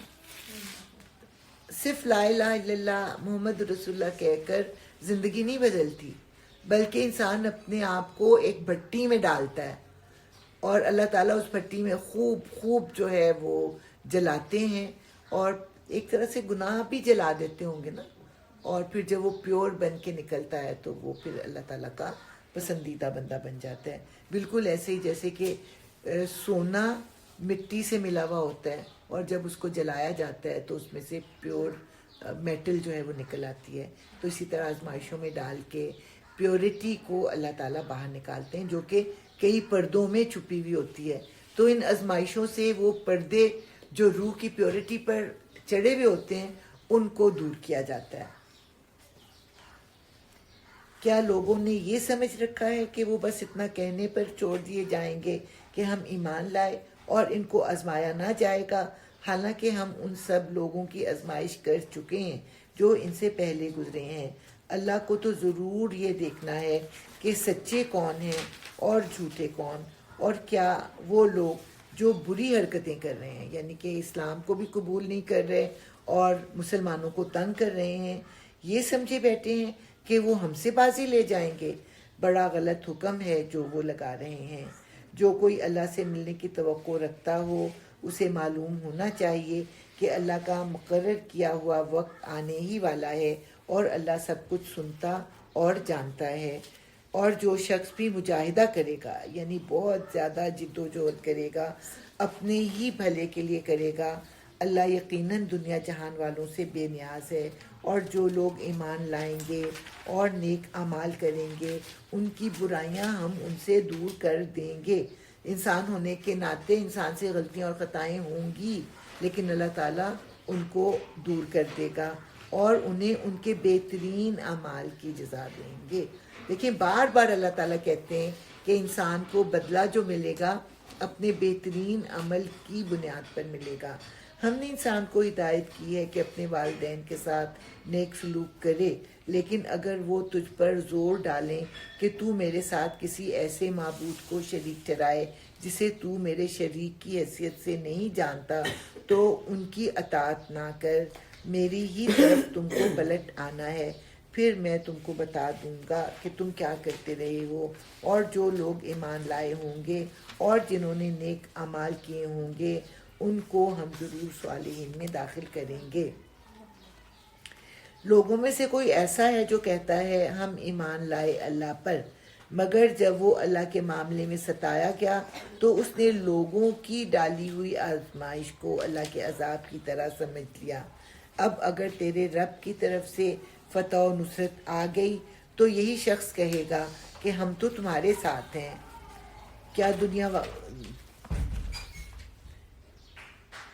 ہم تو تمہارے ساتھ تھے. کیا دنیا والوں کے دلوں کا حال اللہ کو بخوبی معلوم نہیں ہے؟ اور اللہ کو تو ضرور یہ دیکھنا ہی ہے کہ ایمان لانے والے کون ہیں اور منافق کون. تو یعنی منافق کا اللہ تعالیٰ نے یہ ذکر کیا ہے. یہ کافر لوگ ایمان لانے والوں سے کہتے ہیں تم ہمارے طریقے کی پیروی کرو اور تمہاری خطاؤں کو ہم اپنے اوپر لے لیں گے. بچپن میں ہماری سہیلیاں کہا کرتی تھا چلو چلو یہ کرتے ہیں, میں اللہ تعالیٰ سے کہہ دوں گی کہ میں نے اس کو روکا تھا یہ کام کرنے سے. تو ایسا کوئی کانسیپٹ نہیں ہے اسلام میں. حالانکہ ان کی خطاؤں میں سے کچھ بھی وہ اپنے اوپر لینے والے نہیں ہیں. وہ قطعاً جھوٹ کہتے ہیں. ہاں ضرور وہ اپنے بوجھ بھی اٹھائیں گے اور اپنے بوجھوں کے ساتھ دوسرے بہت سے بوجھ بھی, اور قیامت کے روز یقیناً ان سے ان افتراء پردازیوں کی باز پرس ہوگی جو وہ کرتے رہے ہیں. ہم نے نوح کو اس کی قوم کی طرف بھیجا. وہ 50 کم 1000 برس ان کے درمیان رہا. امیجن کریں کہ 950 سال وہ تبلیغ کرتے رہے, اور کشتی میں کتنے لوگ سوار تھے؟ 70-72. آخر کار ان لوگوں کو طوفان نے آ گھیرا اس حال میں کہ وہ ظالم تھے. پھر نوح کو اور کشتی والوں کو ہم نے بچا لیا اور اسے دنیا والوں کے لیے ایک نشان عبرت بنا کر رکھ دیا, یعنی کہ اس کشتی کو. اور ابراہیم کو بھیجا جبکہ اس نے اپنی قوم سے کہا اللہ کی بندگی کرو اور اس سے ڈرو, یہ تمہارے لیے بہتر ہے اگر تم جانو. تم اللہ کو چھوڑ کر جنہیں پوج رہے ہو وہ تو محض بت ہیں اور تم ایک جھوٹ کر رہے ہو. در حقیقت اللہ کے سوا جن کی تم پرستش کرتے ہو وہ تمہیں کوئی رزق دینے کا اختیار نہیں رکھتے. اللہ سے رزق مانگو اور اسی کی بندگی کرو اور اس کا شکر ادا کرو, اسی کی طرف تم پلٹائے جانے والے ہو. اور اگر تم جھٹلاتے ہو تو تم سے پہلے بہت سی قومیں جھٹلا چکی ہیں, اور رسول پر صاف صاف پیغام پہنچا دینے کے سوا کوئی ذمہ داری نہیں ہے. کیا ان لوگوں نے کبھی دیکھا ہی نہیں ہے کہ اللہ کس طرح خلق کی ابتدا کرتا ہے پھر اس کا اعادہ کرتا ہے؟ یقیناً یہ اعادہ تو اللہ کے لیے آسان تر ہے. ان سے کہو کہ زمین میں چلو پھرو اور دیکھو اس نے کس طرح خلق کی ابتدا کی ہے, پھر اللہ بار دیگر بھی زندگی بخشے گا. یقیناً اللہ ہر چیز پر قادر ہے, جسے چاہے سزا دے اور جس پر چاہے رحم فرمائے. اسی کی طرف تم پھیرے جانے والے ہو. تم نہ زمین میں عاجز کرنے والے ہو نہ آسمان میں, اور اللہ سے بچانے والا کوئی سرپرست اور مددگار تمہارے لیے نہیں ہے. جن لوگوں نے اللہ کی آیات کا اور اس سے ملاقات کا انکار کیا ہے وہ میری رحمت سے مایوس ہو چکے ہیں اور ان کے لیے دردناک سزا ہے. پھر اس کی قوم کا جواب اس کے سوا کچھ نہ تھا کہ انہوں نے کہا قتل کر دو اسے یا جلا ڈالو اس کو. آخر کار اللہ نے اسے آگ سے بچا لیا. یقیناً اس میں نشانیاں ہیں ان لوگوں کے لیے جو ایمان لانے والے ہیں. اور اس نے کہا تم نے دنیا کی زندگی میں تو اللہ کو چھوڑ کر بتوں کو اپنے درمیان محبت کا ذریعہ بنا لیا ہے, مگر قیامت کے روز تم ایک دوسرے سے انکار اور ایک دوسرے پر لعنت کرو گے اور آگ تمہارا ٹھکانہ ہوگی اور کوئی تمہارا مددگار نہ ہوگا. جیسے ہم ایک ہی ٹیچر کے اسٹوڈنٹ ہوتے ہیں تو ٹیچر کی وجہ سے آپس میں محبت ہوتی ہے, اسی طرح جو کسی ایک پیر صاحب کے پاس جاتے ہیں ان کو پیر کی وجہ سے آپس میں محبت ہوتی ہے. پیر بھائی کیا کہتے ہیں؟ پیر بھائی کہتے ہیں آپ. تو اسی طرح بتوں کی محبت میں جو لوگ مبتلا ہیں مخصوص ان کو آپس میں زیادہ محبت ہوگی, لیکن یہ بت آخرت میں کوئی کام نہ آئیں گے. اس وقت لوط نے اس کو مانا اور ابراہیم نے کہا میں اپنے رب کی طرف ہجرت کرتا ہوں. لوط جو تھے ان کے بھتیجے تھے, یا چچا زاد تھے یا بھتیجے, لیکن زیادہ تر بھتیجے ہی کہلاتے ہیں. تو صرف لوط جو تھے انہوں نے کہا کہ میں آپ کے ساتھ اس وقت لوط نے اس کو مانا اور ابراہیم نے کہا میں اپنے رب کی طرف ہجرت کرتا ہوں, وہ زبردست ہے اور حکیم ہے, اور ہم نے اسے اسحاق اور یعقوب جیسی اولاد عنایت فرمائی. دیکھیں ہجرت کے بعد ان کو عطا کیا ہے انعام اللہ تعالیٰ نے. تو جب آپ کوئی قربانی کرتے ہیں تو انعام ملتا ہے نا, بغیر قربانی کے تو انعام نہیں ملتا. اور ہم نے اسے اسحاق اور یعقوب جیسی اولاد عنایت فرمائی اور اس کی نسل میں نبوت اور کتاب رکھ دی, اور اسے دنیا میں اس کا اجر عطا کیا اور آخرت میں وہ یقیناً صالحین میں سے ہوگا. اور ہم نے لوط کو بھیجا جبکہ اس نے اپنی قوم سے کہا تم تو وہ فحش کام کرتے ہو جو تم سے پہلے دنیا والوں میں سے کسی نے نہیں کیا ہے. کیا تمہارا حال یہ ہے کہ مردوں کے پاس جاتے ہو اور راہزنی کرتے ہو اور اپنی مجلسوں میں برے کام کرتے ہو؟ یعنی سر عام ان کو ایسی گندی حرکتیں کرنے میں کوئی شرم نہیں تھی۔ پھر کوئی جواب اس کی قوم کے پاس اس کے سوا نہ تھا کہ انہوں نے کہا لے آ اللہ کا عذاب اگر تو سچا ہے۔ لوط نے کہا اے میرے رب ان مفسد لوگوں کے مقابلے میں میری مدد فرما۔ اور جب ہمارے فرستادے یعنی فرشتے ابراہیم کے پاس بشارت لے کر پہنچے تو انہوں نے اس سے کہا ہم اس بستی کے لوگوں کو ہلاک کرنے والے ہیں، اس کے لوگ سخت ظالم ہو چکے ہیں۔ ابراہیم نے کہا وہاں تو لوط موجود ہے۔ انہوں نے کہا ہم خوب جانتے ہیں کہ وہاں کون کون ہے، ہم اسے اور اس کی بیوی کے سوا اس کے باقی سب گھر والوں کو بچا لیں گے۔ اس کی بیوی پیچھے رہ جانے والوں میں سے تھی۔ پھر جب ہمارے فرشتے لوط کے پاس پہنچے تو ان کی آمد پر وہ سخت پریشان اور دل تنگ ہوا۔ انہوں نے کہا نہ ڈرو اور نہ رنج کرو، ہم تمہیں اور تمہارے گھر والوں کو بچا لیں گے سوائے تمہاری بیوی کے جو پیچھے رہ جانے والوں میں سے ہے۔ ہم اس بستی کے لوگوں پر آسمان سے عذاب نازل کرنے والے ہیں اس فسق کی بدولت جو یہ کرتے رہے ہیں، اور ہم نے اس بستی کی ایک کلی نشانی چھوڑ دی ہے ان لوگوں کے لیے جو عقل سے کام لیتے ہیں۔ تو حضور صلی اللہ علیہ وسلم کے زمانے میں اس بستی کے آثار موجود تھے، اور آج بھی اب جو ہے سائنس یہ ثابت کرتی ہے کہ سمندر کے نیچے اس بستی کے آثار جو ہیں وہ ملتے ہیں۔ اور مدین کی طرف ہم نے ان کے بھائی شعیب کو بھیجا۔ اس نے کہا اے میری قوم کے لوگو اللہ کی بندگی کرو اور روز آخر کے امیدوار رہو اور زمین میں مفسد بن کر زیادتیاں نہ کرتے پھرو، مگر انہوں نے اسے جھٹلایا۔ آخر کار ایک سخت زلزلے نے انہیں آ لیا اور وہ اپنے گھر میں پڑے کے پڑے رہ گئے۔ اور عاد و سمود کو ہم نے ہلاک کیا۔ تم وہ مقامات دیکھ چکے ہو جہاں وہ رہتے تھے۔ ان کے اعمال کو شیطان نے ان کے لیے خوشنما بنا دیا اور انہیں راہ راست سے برگشتہ کر دیا، حالانکہ وہ ہوش گوش رکھتے تھے، بڑے انٹیلیجنٹ، بڑے جینیس قسم کے لوگ تھے۔ اور قارون و فرعون اور حامان کو ہم نے ہلاک کیا۔ موسیٰ ان کے پاس بینات لے کر آیا، مگر انہوں نے زمین میں اپنی بڑائی کا ظلم کیا، حالانکہ وہ سبقت لے جانے والے نہ تھے۔ آخر کار ہر ایک کو ہم نے اس کی گناہ پر پکڑا۔ پھر ان میں سے کسی پر ہم نے پتھراؤ کرنے والی ہوا بھیجی، اور کسی کو ایک زبردست دھماکے نے آ لیا، اور کسی کو ہم نے زمین میں دھسا دیا، اور کسی کو غرق کر دیا۔ اللہ ان پر ظلم کرنے والا نہ تھا، مگر وہ خود ہی اپنے اوپر ظلم کر رہے تھے۔ جن لوگوں نے اللہ کو چھوڑ کر دوسرے سرپرست بنا لیے ہیں، ان کی مثال مکڑی جیسی ہے جو اپنا ایک گھر بناتی ہے، اور سب گھروں سے زیادہ کمزور گھر مکڑی کا گھر ہی ہوتا ہے۔ کاش یہ لوگ علم رکھتے۔ یہ لوگ اللہ کو چھوڑ کر جس چیز کو بھی پکارتے ہیں اللہ اسے خوب جانتا ہے، اور وہی زبردست اور حکیم ہے۔ یہ مثالیں ہم لوگوں کی فہمائش کے لیے دیتے ہیں، مگر ان کو وہی لوگ سمجھتے ہیں جو علم رکھنے والے ہیں۔ اللہ نے آسمانوں اور زمین کو برحق پیدا کیا ہے، یعنی کسی مقصد کے ساتھ پیدا کیا ہے۔ در حقیقت اس میں ایک نشانی ہے اہل ایمان کے لیے۔ اے نبی صلی اللہ علیہ وسلم تلاوت کرو اس کتاب کی جو تمہاری طرف وحی کے ذریعے سے بھیجی گئی ہے، اور نماز قائم کرو۔ یقیناً نماز فحش اور برے کاموں سے روکتی ہے، اور اللہ کا ذکر اس سے بھی زیادہ بڑی چیز ہے۔ اللہ جانتا ہے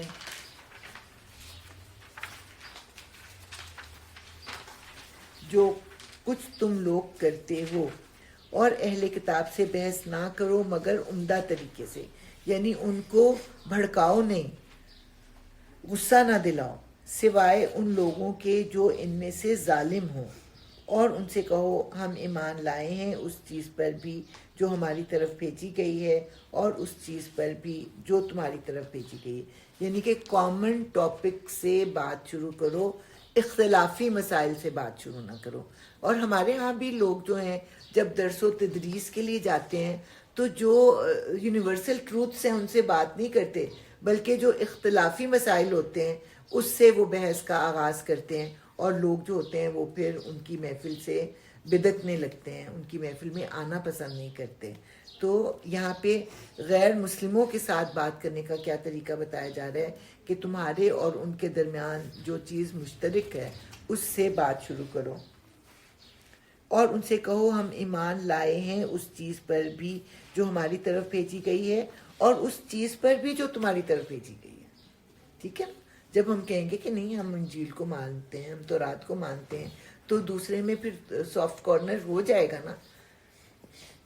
ہمارا خدا اور تمہارا خدا ایک ہی ہے, خدا کوئی دو تو نہیں ہے کہ کرسچنس کا خدا الگ ہو اور مسلمانوں کا خدا الگ ہو, اور ہم اسی کے مسلم یعنی فرما بردار ہیں. اے نبی صلی اللہ علیہ وسلم, ہم نے اسی طرح تمہاری طرف کتاب نازل کی ہے, اس لیے وہ لوگ جن کو ہم نے پہلے کتاب دی تھی وہ اس پر ایمان لاتے ہیں, یعنی جو بغیر تعصب کے اس کو پڑھتا ہے تو وہ اس پر ایمان لاتا ہے.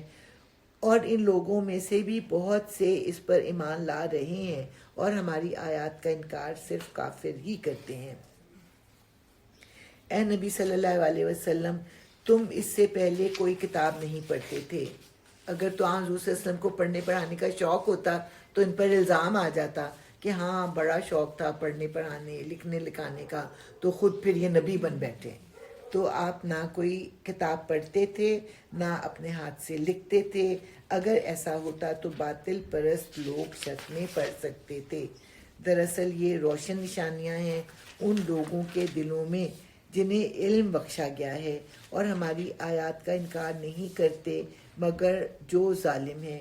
یہ لوگ کہتے ہیں کیوں نہ اتاری گئیں اس شخص پر نشانیاں اس کے رب کی طرف سے, یعنی کہ معجزے کیوں نہیں اتارے گئے. کہو نشانیاں تو اللہ کے پاس ہیں اور میں صرف خبردار کرنے والا ہوں کھول کھول کر. اور کیا ان لوگوں کے لیے یہ نشانی کافی نہیں ہے کہ ہم نے تم پر کتاب نازل کی ہے جو انہیں پڑھ کر سنائی جاتی ہے, یعنی کہ کتاب ہم نے نازل کی ہے, پڑھ کے سنانے والے جو ہیں وہ نبی پاک ہیں. در حقیقت اس میں رحمت ہے اور نصیحت ان لوگوں کے لیے جو ایمان لاتے ہیں. اے نبی صلی اللہ علیہ وسلم کہو کہ میرے اور تمہارے درمیان اللہ گواہی کے لیے کافی ہے, وہ آسمانوں اور زمین میں سب کچھ جانتا ہے. جو لوگ باطل کو مانتے ہیں اور اللہ سے کفر کرتے ہیں وہی خسارے میں رہنے والے ہیں. یہ لوگ تم سے جلدی عذاب لانے کا مطالبہ کرتے ہیں. اگر ایک وقت مقرر نہ کر دیا گیا ہوتا تو ان پر عذاب آ چکا ہوتا, اور یقیناً اپنے وقت پر وہ آ کر رہے گا اچانک اس حال میں کہ انہیں خبر بھی نہ ہوگی. یہ تم سے عذاب جلدی لانے کا مطالبہ کرتے ہیں حالانکہ جہنم ان کافروں کو گھیرے میں لے چکی ہے. یعنی کہ یہ ڈرتے نہیں ہیں کہ عذاب کے بعد جب یہ مریں گے تو مزید عذاب میں یہ مبتلا ہو جائیں گے, اور انہیں پتہ چلے گا اس روز جب کہ عذاب انہیں اوپر سے بھی ڈانٹ لے گا اور پاؤں کے نیچے سے بھی, اور کہے گا اب چکھو مزہ ان کرتوتوں کا جو تم کرتے تھے. اے میرے بندو, اب یہاں پہ اللہ تعالیٰ اپنے پیارے بندوں کے بارے میں باتیں کریں گے, ان کی صفات کو بیان کریں گے تاکہ سننے والوں کے دلوں میں بھی شوق پیدا ہو کہ وہ ان بندوں میں شامل ہوں. اے میرے بندو جو ایمان لائے ہو, میری زمین وسیع ہے بس تم میری ہی بندگی بجا لاؤ. ہر متنفس کو موت کا مزہ چکھنا ہے, پھر تم سب ہماری ہی طرف پلٹا کر لائے جاؤ گے. جو لوگ ایمان لائے ہیں اور جنہوں نے نیک عمل کیے ہیں ان کو ہم جنت کی بلند و بالا عمارتوں میں رکھیں گے جن کے نیچے نہریں بہتی ہوں گی, وہاں وہ ہمیشہ رہیں گے.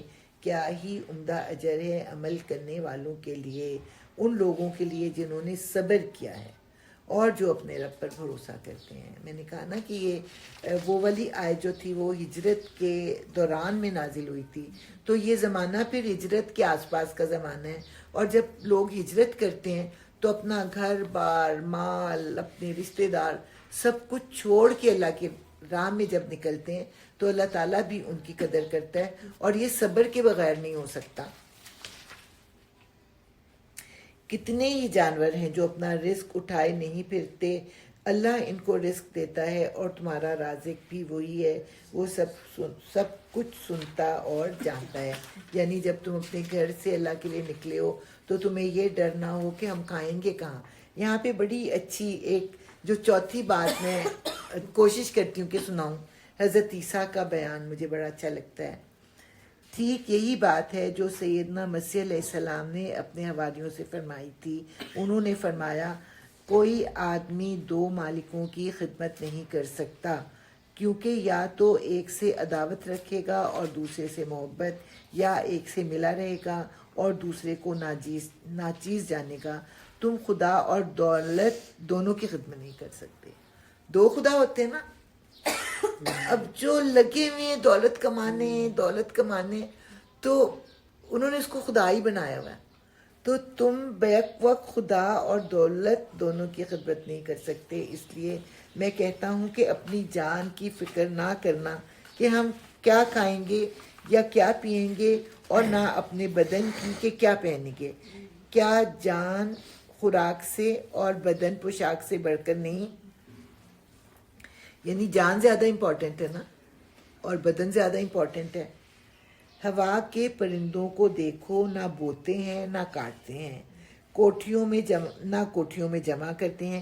کوٹھیوں سے مراد سٹورز میں جمع نہیں کرتے، پھر بھی تمہارا آسمانی باپ ان کو کھلاتا ہے. کیا تم ان سے زیادہ قدر نہیں رکھتے؟ یعنی کہ اللہ تعالیٰ کے نزدیک تمہاری قدر پرندوں سے زیادہ نہیں ہے.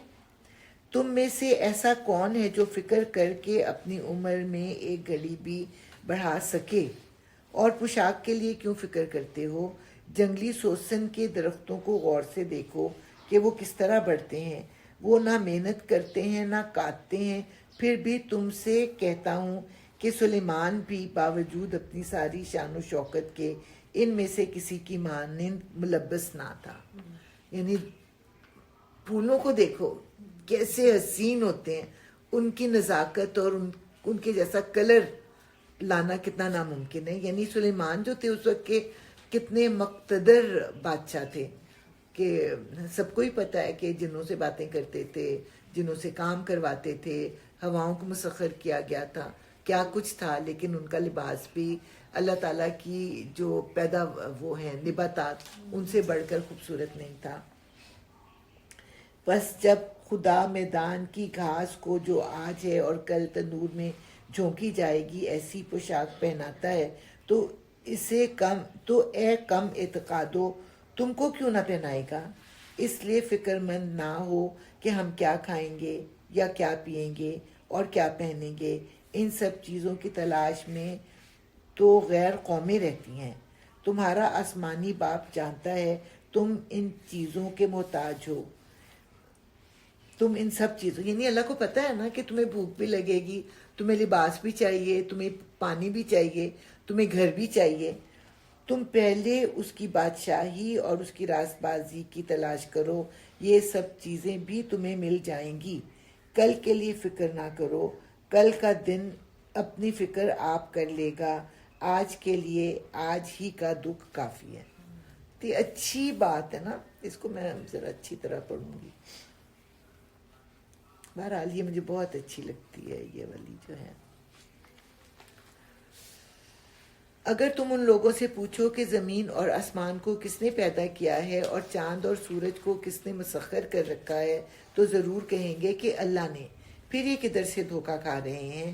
اللہ ہی ہے جو اپنے بندوں میں سے جس کا چاہتا ہے رزق کشادہ کرتا ہے اور جس کا چاہتا ہے تنگ کرتا ہے. یقیناً اللہ ہر چیز کا جاننے والا ہے. اور اگر تم ان سے پوچھو کس نے آسمان سے پانی برسایا اور اس کے ذریعے سے مردہ پڑی ہوئی زمین کو جلا اٹھایا تو وہ ضرور کہیں گے کہ اللہ نے. کہو الحمدللہ کہ کم از کم اتنا تو تم مانتے ہو نا. مگر اکثر لوگ سمجھتے نہیں، مانتے ہیں سمجھتے نہیں کہ دنیا میں کیسے اس کو اپلائی کرنا ہے. اور یہ دنیا کی زندگی کچھ نہیں ہے مگر ایک کھیل اور دل کا بہلاوا. اصل زندگی کا گھر تو دار آخرت ہے. کاش یہ لوگ جانتے. جب یہ لوگ کشتی پر سوار ہوتے ہیں تو اپنے دین کو اللہ کے لیے خالص کر کے اس سے دعا مانگتے ہیں. پھر جب وہ انہیں بچا کر خشکی پر لے آتا ہے تو یکایک یہ شرک کرنے لگتے ہیں تاکہ اللہ کی دی ہوئی نجات پر اس کا کفران نعمت کریں اور حیات دنیا کے مزے لوٹیں۔ اچھا، ان قریب انہیں معلوم ہو جائے گا، کیا یہ دیکھتے نہیں ہیں کہ ہم نے ایک پرامن حرم بنا دیا ہے، حالانکہ ان کے گرد و پیش لوگ اچک لیے جاتے ہیں۔ کیا پھر بھی یہ لوگ باطل کو مانتے ہیں اور اللہ کی نعمت کا کفران کرتے ہیں؟ اس شخص سے بڑا ظالم کون ہوگا جو اللہ پر جھوٹ باندھے یا حق کو جھٹائے۔ جھوٹ باندھنے سے مراد یہ ہے کہ جھوٹی نبوت کا دعویٰ کرے یا حق کو جھٹلائے جبکہ وہ اس کے سامنے آ چکا ہو۔ کیا ایسے کافروں کا ٹھکانہ جہنم بھی نہیں ہے جو لوگ ہماری خاطر مجاہدہ کریں گے، جد و جہد کریں گے، انہیں ہم اپنے راستے دکھائیں گے، اور یقیناً اللہ نیکوکاروں ہی کے ساتھ ہے۔ الحمدللہ۔ سورہ روم بھی بڑی انٹرسٹنگ صورت ہے۔ اس میں اللہ تعالیٰ جو پیشن گوئیاں کرتے ہیں وہ پیشن گوئی پوری ہوئی لوگوں کے سامنے۔ تھوڑا بہت آپ کے ذہن میں ہوگا کہ ایران اور روم، ایران جو تھا نا وہ بہت سپر پاور تھا اس زمانے میں، اور پھر دوسری سپر پاور اور کرسچینٹی کا جو مرکز تھا وہ کیا تھا؟ روم تھا۔ کرسچن تھے لیکن اللہ کو تو مانتے تھے نا، لیکن جو ایرانی تھے وہ آتش پرست تھے اور وہ ایک اللہ کو نہیں مانتے تھے، ان کے دو اللہ تھے۔ اب تھیوریٹیکلی مسلمانوں کی ہمدردیاں کرسچنس کے ساتھ ہوتی اور کفار مکہ کی ہمدردیاں جو تھیں وہ کن کے ساتھ ہوتی؟ ان کو ایرانیوں کے ساتھ ہوتی۔ تو اس میں اللہ تعالیٰ نے کہا کہ جو روم کے لوگ ہیں وہ مغلوب ہو گئے ہیں، لیکن کوئی بات نہیں، یہاں پہ پھر ہے بضع سنین۔ بضع کا جو لفظ ہوتا ہے وہ 9 سال سے کم مدت کے لیے ہوتا ہے، تو 9 سال سے کم مدت میں یہ دوبارہ ایران پر قبضہ پا جائیں گے، ان کے اوپر جو ہیں یہ غالب آ جائیں گے۔ اور اس وقت کے حالات و واقعات میں یہ بات جو تھی وہ ممکن نظر نہیں آتی تھی، اور تو لیکن پھر لوگوں نے دیکھا کہ ایسا ہوا۔ اس پر جب حضرت ابوبکر نے یہ آیت سنی تو کفار مکہ نے کچھ نیگیٹو باتیں کی، شرط لگنے کا جو موقع آ گیا، تو حضرت ابوبکر نے کہا کہ 3 یا 4 سال اور تھوڑے سے اونٹ، شاید 100 اونٹ میں دوں گا، اگر ایسا نہ ہوا تو 2 یا 3 سال کے بعد میں تمہیں 100 اونٹ دوں گا۔ حضور صلی اللہ علیہ وسلم نے جب سنا تو کہا کہ اونٹ بھی بڑھا دو اور مدت بھی بڑھا دو، تو پھر حضرت ابوبکر نے پتہ نہیں کتنے اونٹ کر دیے، لیکن مدت جو تھی وہ 9 سال کی تھی۔ اور پھر جب یہ واقعہ رونما ہوا تو جس شخص نے شرط لگائی تھی وہ تو مر گیا ہوا تھا، اس کے گھر والوں نے پھر وہ شرط جو تھی وہ پوری کی اور حضرت ابوبکر کو وہ اونٹ عطا کیے۔ شاید یہاں پہ لکھا ہوگا،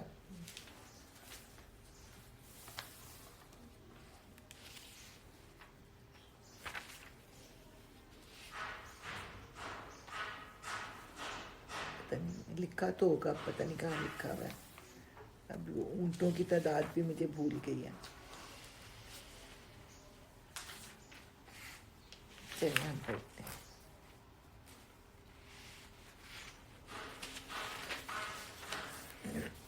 اعوذ باللہ من الشیطان الرجیم، بسم اللہ الرحمن الرحیم۔ الف لام میم۔ رومی قریب کی سرزمین میں مغلوب ہو گئے ہیں۔ روم نزدیک تھا نا عرب کے، تو نزدیک کی سرزمین میں مغلوب ہو گئے ہیں، اور اپنی اس مغلوبیت کے بعد چند سال کے اندر وہ غالب ہو جائیں گے۔ بضع کا لفظ میں نے بتایا نا، 9 سال سے کم مدت میں وہ دوبارہ غالب ہو جائیں گے۔ اللہ ہی کا اختیار ہے پہلے بھی اور بعد میں بھی، اور وہ دن ہوگا، وہ دن وہ ہوگا جب کہ اللہ کی بخشی ہوئی فتح پر مسلمان خوشیاں منائیں گے، اور اللہ نصرت عطا فرماتا ہے جسے چاہتا ہے، اور وہ زبردست اور رحیم ہے۔ یہ وعدہ اللہ نے کیا ہے، اللہ کبھی اپنے وعدے کی خلاف ورزی نہیں کرتا، مگر اکثر لوگ جانتے نہیں ہیں۔ تو وہ دن مسلمانوں کے لیے دوہری خوشی کا دن تھا.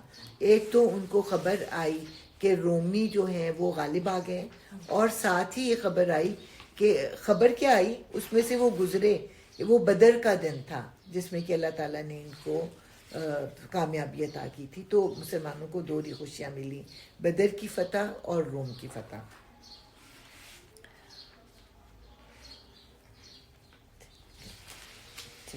لوگ دنیا کی زندگی کا بس ظاہری پہلو جانتے ہیں اور آخرت سے وہ خود ہی غافل ہیں. کیا انہوں نے کبھی اپنے آپ میں غور و فکر نہیں کیا؟ اللہ نے زمین اور آسمانوں کو اور ان ساری چیزوں کو جو ان کے درمیان ہے برحق اور ایک مقرر مدت ہی کے لیے پیدا کیا ہے, مگر بہت سے لوگ اپنے رب کی ملاقات کے منکر ہیں, یعنی آخرت کو نہیں مانتے. کیوں نہیں مانتے آخرت کو لوگ؟ اس لیے کہ وہ اپنے اعمال کو درست کرنا نہیں چاہتے, اور اس لیے پھر وہ آخرت کو ہی نہیں مانتے. اور کیا یہ لوگ کبھی زمین میں چلے پھرے نہیں ہیں کہ انہیں ان لوگوں کا انجام نظر آتا جو ان سے پہلے گزر چکے ہیں؟ وہ ان سے زیادہ طاقت رکھتے تھے, یعنی عاد اور سمود کے لوگ.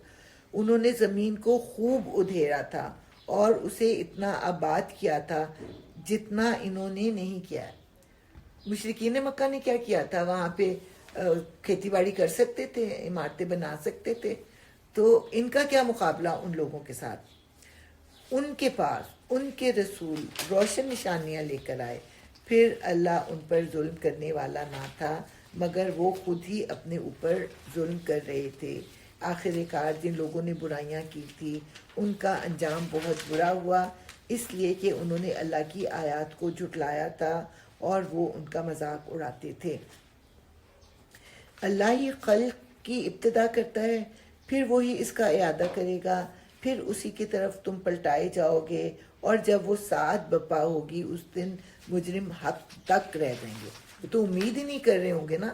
تو جب آخرت کا دن حساب کتاب کا وقت آئے گا تو حیران پریشان رہ جائیں گے. ان کے ٹھہرائے ہوئے شریکوں میں کوئی ان کا سفارشی نہ ہوگا اور وہ اپنے شریکوں کے منکر ہو جائیں گے, یعنی اس دن وہ اللہ تعالیٰ کے سامنے انکار کر دیں گے کہ ہم کسی اور کو بھی بلاتے تھے اللہ کے سوا. جس روز وہ ساعت برپا ہوگی اس دن سب انسان الگ گروہوں میں بٹ جائیں گے, چوروں کا گروہ اور زانیوں کا گروہ اور ڈاکوؤں کا گروہ اور کافروں کا گروہ. جو لوگ ایمان لائے ہیں اور جنہوں نے نیک عمل کیے ہیں وہ ایک باغ میں شاداں فرحاں رکھے جائیں گے, اور جنہوں نے کفر کیا ہے اور ہماری آیات کو اور آخرت کی ملاقات کو جھٹلایا ہے وہ عذاب میں حاضر رکھے جائیں گے. بس تسبیح کرو اللہ کی جب کہ تم شام کرتے ہو اور جب صبح کرتے ہو.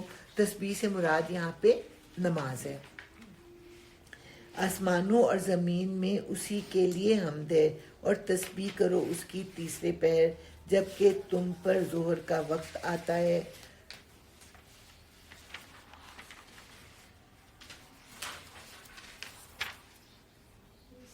وہ زندہ میں سے مردے کو نکالتا ہے اور مردہ میں سے زندہ کو نکال لاتا ہے, اور زمین کو اس کی موت کے بعد زندگی بخشتا ہے. اسی طرح تم لوگ بھی حالت موت سے نکال لیے جاؤ گے.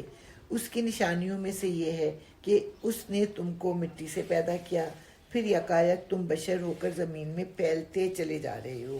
اور اس کی نشانیوں میں سے یہ ہے کہ اس نے تمہارے لیے تمہاری ہی جنس سے بیویاں بنائیں تاکہ تم ان کے پاس سکون حاصل کرو, اور تمہارے درمیان محبت اور رحمت پیدا کر دی. یقیناً اس میں بہت سی نشانیاں ہیں ان لوگوں کے لیے جو غور و فکر کرتے ہیں. کتنی عجیب بات ہوتی ہے نا کہ اجنبی کے ساتھ صرف اللہ کے نام سے ایسی محبت پیدا ہوتی ہے کہ دونوں ایک دوسرے پر جان تک فدا کرنے کو تیار ہوتے ہیں. اور تو یہ اللہ کے معجزوں میں سے ہے نا, نکاح کی محبت جس کو کہتے ہیں. اور اس کی نشانیوں میں سے آسمانوں اور زمین کی پیدائش اور تمہاری زبانوں اور تمہارے رنگوں کا اختلاف ہے. اب سب کس کی اولاد ہیں؟ آدم کی اولاد ہے نا, تو سب کی لینگویج بھی ایک ہونی چاہیے تھی اور سب کے جو کمپلیکشنز ہیں وہ بھی ایک ہونے چاہیے تھے. لیکن یہ اللہ تعالیٰ کی نشانیوں میں سے ہے. اللہ تعالیٰ نے اس کو بیان کیا کہ رنگوں کا اختلاف اور زبانوں کا اختلاف. یقیناً اس میں بہت سی نشانیاں ہیں دانش مند لوگوں کے لیے. اور اس کی نشانیوں میں سے تمہارا رات اور دن کو سونا اور تمہارا اس کے فضل کو تلاش کرنا ہے. یعنی رات کو تم سوتے ہو، ویسے تو دن کو بھی سوتے ہو لیکن دن کو کام کرتے ہو. یقیناً اس میں بہت سی نشانیاں ہیں ان لوگوں کے لیے جو غور سے سنتے ہیں. اور اس کی نشانیوں میں سے یہ ہے کہ وہ تمہیں بجلی کی چمک دکھاتا ہے، خوف کے ساتھ بھی اور طمع کے ساتھ بھی. خوف اس بات کا کہ کہیں یہ بجلی گر کر مجھے نقصان نہ پہنچا دے، اور طمع اس بات کا کہ بجلی اپنے ساتھ بارش لے کے آئے گی اور میرے لیے میرے کھیتوں کی اس کی پیداوار کا باعث بنے گی.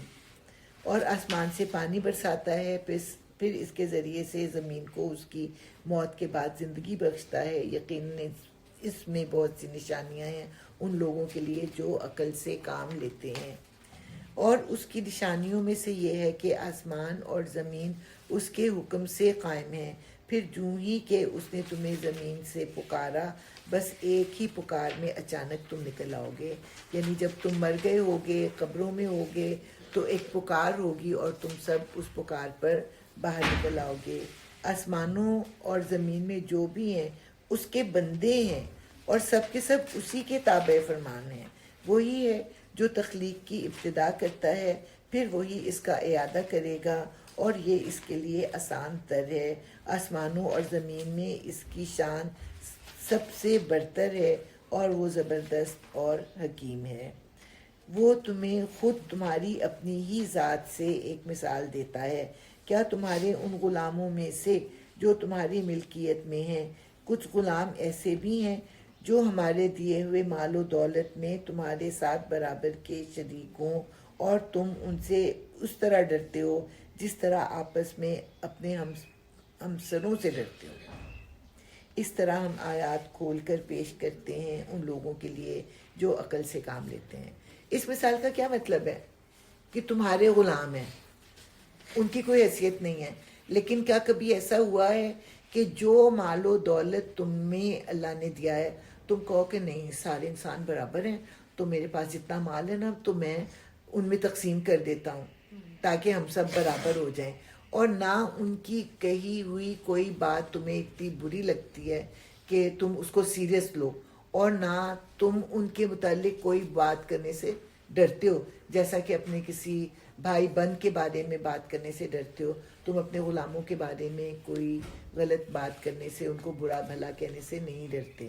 تو مقصد یہ کہ اللہ کس طرح کر سکتا ہے کہ اپنی خدائی میں کسی اور کو شریک کرے؟ اس کو کیا ضرورت پڑی ہے کہ وہ ایسا کرے؟ مگر یہ ظالم بے سمجھے بوجھے اپنے تخیلات کے پیچھے چل پڑے ہیں.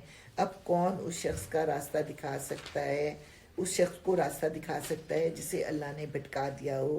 ایسے لوگوں کا تو کوئی مددگار نہیں ہو سکتا. اللہ کی بنائی ہوئی ساخت بدلی نہیں جا سکتی. یہی بالکل راست اور درست دین ہے. اب یہ کون بتائے جا کے ان بچوں ہماروں کو جن کو برباد کیا جا رہا ہے کہ اللہ کی بنائی ہوئی ساخت بدلی نہیں جا سکتی. کوئی لڑکی اگر اپنے آپ کو لڑکا بنا لیتی ہے تو کیا ایز مرد وہ اولاد پیدا کر سکتی ہے؟ یا کوئی لڑکا اگر اپنے آپ کو لڑکی بنوا لیتا ہے اپنے خیال میں تو کیا وہ لڑکی کی طرح اولاد پیدا کر سکتا ہے؟ سیدھی سی بات ہے کہ یہ جھوٹی باتیں ہیں جو گھڑ کے ان کے ذہنوں میں ڈالی جا رہی ہیں، ان کو بھٹکایا جا رہا ہے. کتنا مشکل وقت آ گیا نا بچوں کے لیے، مگر اکثر لوگ جانتے نہیں ہیں. قائم ہو جاؤ اس بات پر اللہ کی طرف رجوع کرتے ہوئے اور ڈرو اس سے، اور نماز قائم کرو، اور نہ ہو جاؤ ان مشرکین میں سے جنہوں نے اپنا اپنا دین الگ بنا لیا ہے اور گروہوں میں بٹ گئے ہیں. ہر ایک گروہ کے پاس جو کچھ ہے اسی میں وہ مگن ہے. ہم اس کو اپنے معاشرے میں دیکھتے ہیں، کوئی سنی ہے، کوئی شیعہ ہے، کوئی بریلوی ہے، کوئی پتہ نہیں کیا کیا ہے. تو ہر ایک جو ہے اپنے آپ کو درست سمجھتا ہے اور دوسرے فرقوں کو سب کیا سمجھتے ہیں؟ غلط نہیں سمجھتے، کافر ہی سمجھتے ہیں. اور جس کے پاس جو کچھ ہے اسی پر وہ مگن ہے. لوگوں کا حال یہ ہے کہ جب انہیں کوئی تکلیف پہنچتی ہے تو اپنے رب کی طرف رجوع کر کے اسے پکارتے ہیں. پھر جب وہ کچھ اپنی رحمت کا ذائقہ انہیں چکھا دیتا ہے تو یکایک ان میں سے کچھ لوگ شرک کرنے لگتے ہیں تاکہ ہمارے کیے ہوئے احسان کی ناشکری کریں. اچھا مزے کر لو، ان قریب تمہیں معلوم ہو جائے گا. کیا ہم نے کوئی سند اور دلیل ان پر نازل کی ہے جو شہادت دیتی ہو اس شرک کی صداقت پر جو یہ کر رہے ہیں؟ جب ہم لوگوں کو رحمت کا ذائقہ چکھاتے ہیں تو وہ اس پر پھول جاتے ہیں، اور جب ان کے اپنے کیے کرتوتوں سے ان پر کوئی مصیبت آتی ہے تو یکایک وہ مایوس ہونے لگتے ہیں. کیا یہ لوگ دیکھتے نہیں ہیں کہ اللہ ہی رزق کشادہ کرتا ہے جس کا چاہتا ہے اور تنگ کرتا ہے جس کا چاہتا ہے؟ یقیناً اس میں بہت سی نشانیاں ہیں ان لوگوں کے لیے جو ایمان لاتے ہیں. بس اے مومن، رشتہ دار کو اس کا حق دے اور مسکین مسافر کو اس کا حق. یہ طریقہ بہتر ہے ان لوگوں کے لیے جو اللہ کی خوشنودی چاہتے ہوں، اور وہی فلاح پانے والے ہیں. جو سود تم دیتے ہو تاکہ لوگوں کے اموال میں شامل ہو کر وہ بڑھ جائے، اللہ کے نزدیک وہ نہیں بڑھتا. یہ سب سے پہلی آیت ہے سود کے متعلق. سود بھی 3 مقامات پہ نیگیٹو بیان کیا، اور پھر چوتھی دفعہ جو ہے وہ فائنل حکم دے دیا گیا. تو اس سورہ روم میں پہلی دفعہ نیگیٹو اس کو بتایا اللہ تعالیٰ نے کہ جو سود تم دیتے ہو وہ نہیں بڑھتا، اور جو زکوٰۃ تم اللہ کی خوشنودی حاصل کرنے کے ارادے سے دیتے ہو اسی کے دینے والے در حقیقت اپنا مال بڑھاتے ہیں. اللہ ہی ہے جس نے تم کو پیدا کیا، پھر تمہیں رزق دیا، پھر وہ تمہیں موت دیتا ہے، پھر وہ تمہیں زندہ کرے گا. کیا تمہارے ٹھہرائے ہوئے شریکوں میں کوئی ایسا ہے جو ان میں سے کوئی کام بھی کرتا ہو؟ پاک ہے وہ اور بہت بالا و برتر ہے اس شرک سے جو یہ لوگ کرتے ہیں. خشکی اور تری میں فساد برپا ہو گیا ہے لوگوں کے اپنے ہاتھوں کی کمائی سے، تاکہ مزہ چکھائے ان کو ان کے بعض اعمال کا، شاید کہ وہ باز آ جائیں. اب اس سے مجھے کیا جو ہے سمجھ آتی ہے؟ پولیوشن، ایئر پولیوشن، اور ہر جگہ پولیوشن ہی پولیوشن. اور کس نے پھیلایا یہ پولیوشن؟ یعنی ایک دفعہ میں نے پڑھا کہ ویلز میں بھی جو ہے وہ کینسر پایا جا رہا ہے. تو میں تو حیران رہ گئی کہ اس پولیوشن نے سمندر کی مخلوق کو بھی نہیں چھوڑا. سب سے زیادہ ویسٹ تو وہیں پہ ڈمپ ہوتا ہے، تو وہ مچھلیاں تک زہریلی ہو گئی ہیں. اسی لیے پھر وہ ان میں کینسر بھی پایا جاتا ہے. ویسے ایک دفعہ میں نے یہ پڑھا تھا کہ جو ممیز نکلی ہیں نا ان میں بھی کینسر پایا گیا ہے. تو یہ کوئی نئی نہیں ہے بیماری. چلیں آگے بڑھتے ہیں.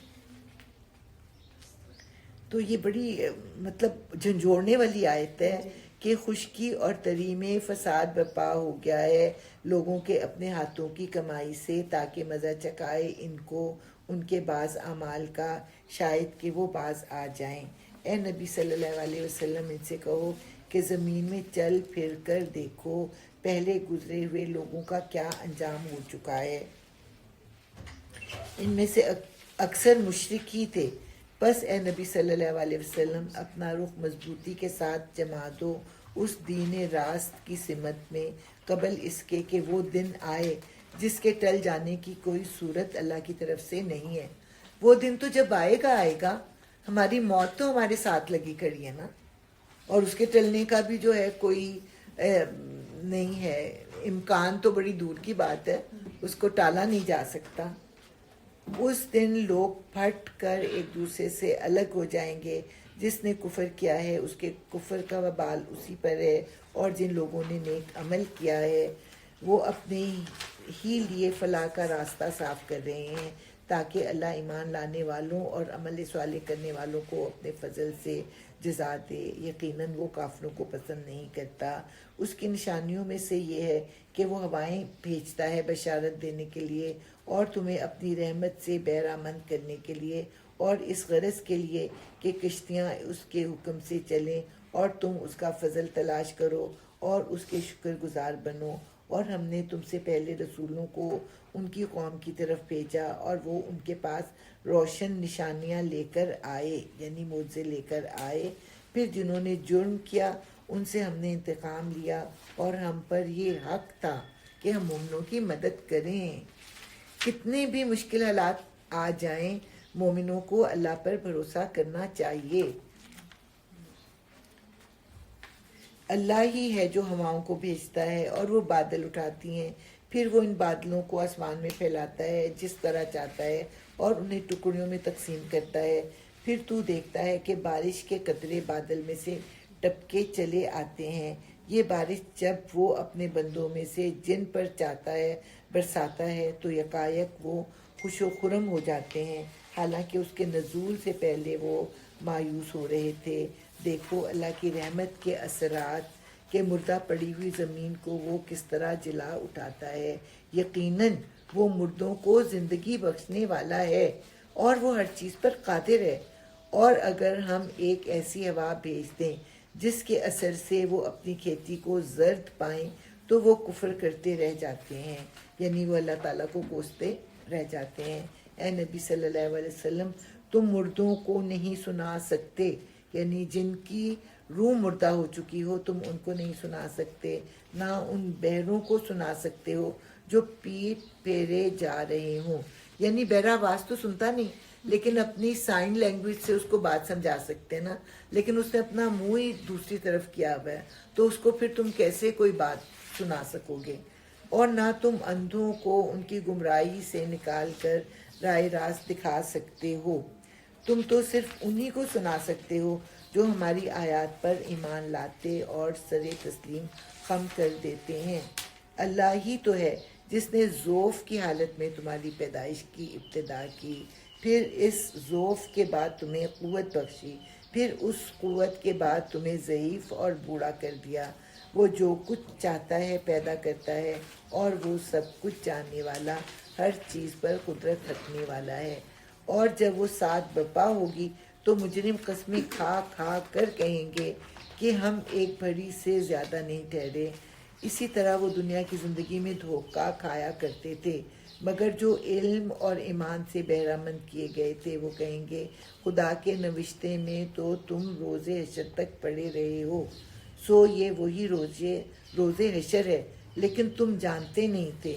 بس وہ دن ہوگا جس میں ظالموں کو ان کی معذرت کوئی نفع نہ دے گی اور نہ ان سے معافی مانگنے کے لیے کہا جائے گا کہ آج معافی مانگ کر اللہ تعالیٰ کو راضی کر لو. ہم نے اس قرآن میں لوگوں کو طرح طرح سے سمجھایا ہے.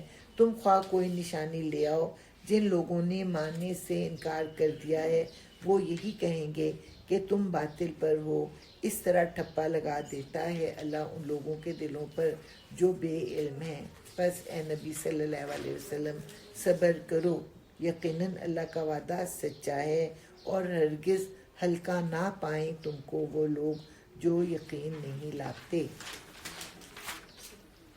الحمدللہ.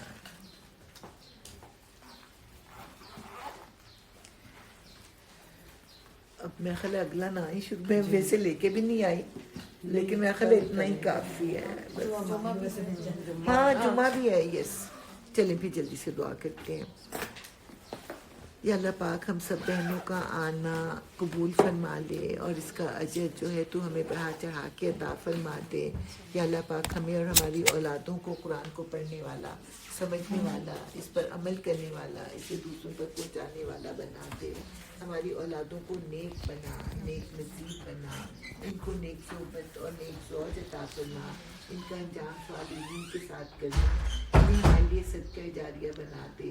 ہمیں اپنے ماں باپ کے لیے صدقہ جاریہ بنا دے. یا اللہ پاک تمام بیماروں کو مکمل سے زندگی اور تندرستی عطا فرما دے اور ان کی تکلیفوں اور بیماریوں کو دور فرما دے. یا اللہ پاک جتنے لوگ، جتنے مسلمان اس دنیا سے چلے گئے ہیں ان سب کی، ہماری، ہمارے ماں باپ کی، ہماری اولادوں کی، ہماری استادوں کی مغفرت فرما دے اور ہم سب کو جنت الفردوس میں اعلیٰ ترین درجات عطا فرما دے. ہم سب کے گھروں پر اپنی رحمتیں اور برکتیں اور عافیت اور سلامتی نازل فرما. ہمارے گھر والوں کو اپنی حفظ و امان میں عافیت اور سلامتی کے ساتھ رکھنا. یا اللہ پاک ہم سب کی دلی مرادیں پوری فرما دے. ہم سب کی مشکلیں اور پریشانیاں دور فرما دے. یا اللہ پاک جو دعائیں ہم سے مانگنے سے رہ گئی ہیں انہیں بھی تمہارے حق میں قبول فرما دے. ہمیں بن مانگے عطا کر دے. غیب سے ہماری مدد فرما دے. ہماری بہن عالیہ کے گھر پر اپنی خصوصی نعمتیں، رحمتیں، برکتیں اور عافیت اور سلامتی نازل فرما. جس نے اس محفل کا اہتمام کیا، میں ان دعاؤں کو تمام امت محمد کے لیے قبول فرما لے اور ہمارے ایمان، جان، مال اور آنکھوں کی حفاظت فرما. ربنا تقبل منا انک انت السمیع العلیم وتب علینا انک انت التواب الرحیم. سبحان ربک رب العزت عما یصفون وسلام علی المرسلین والحمد للہ رب العالمین. آمین.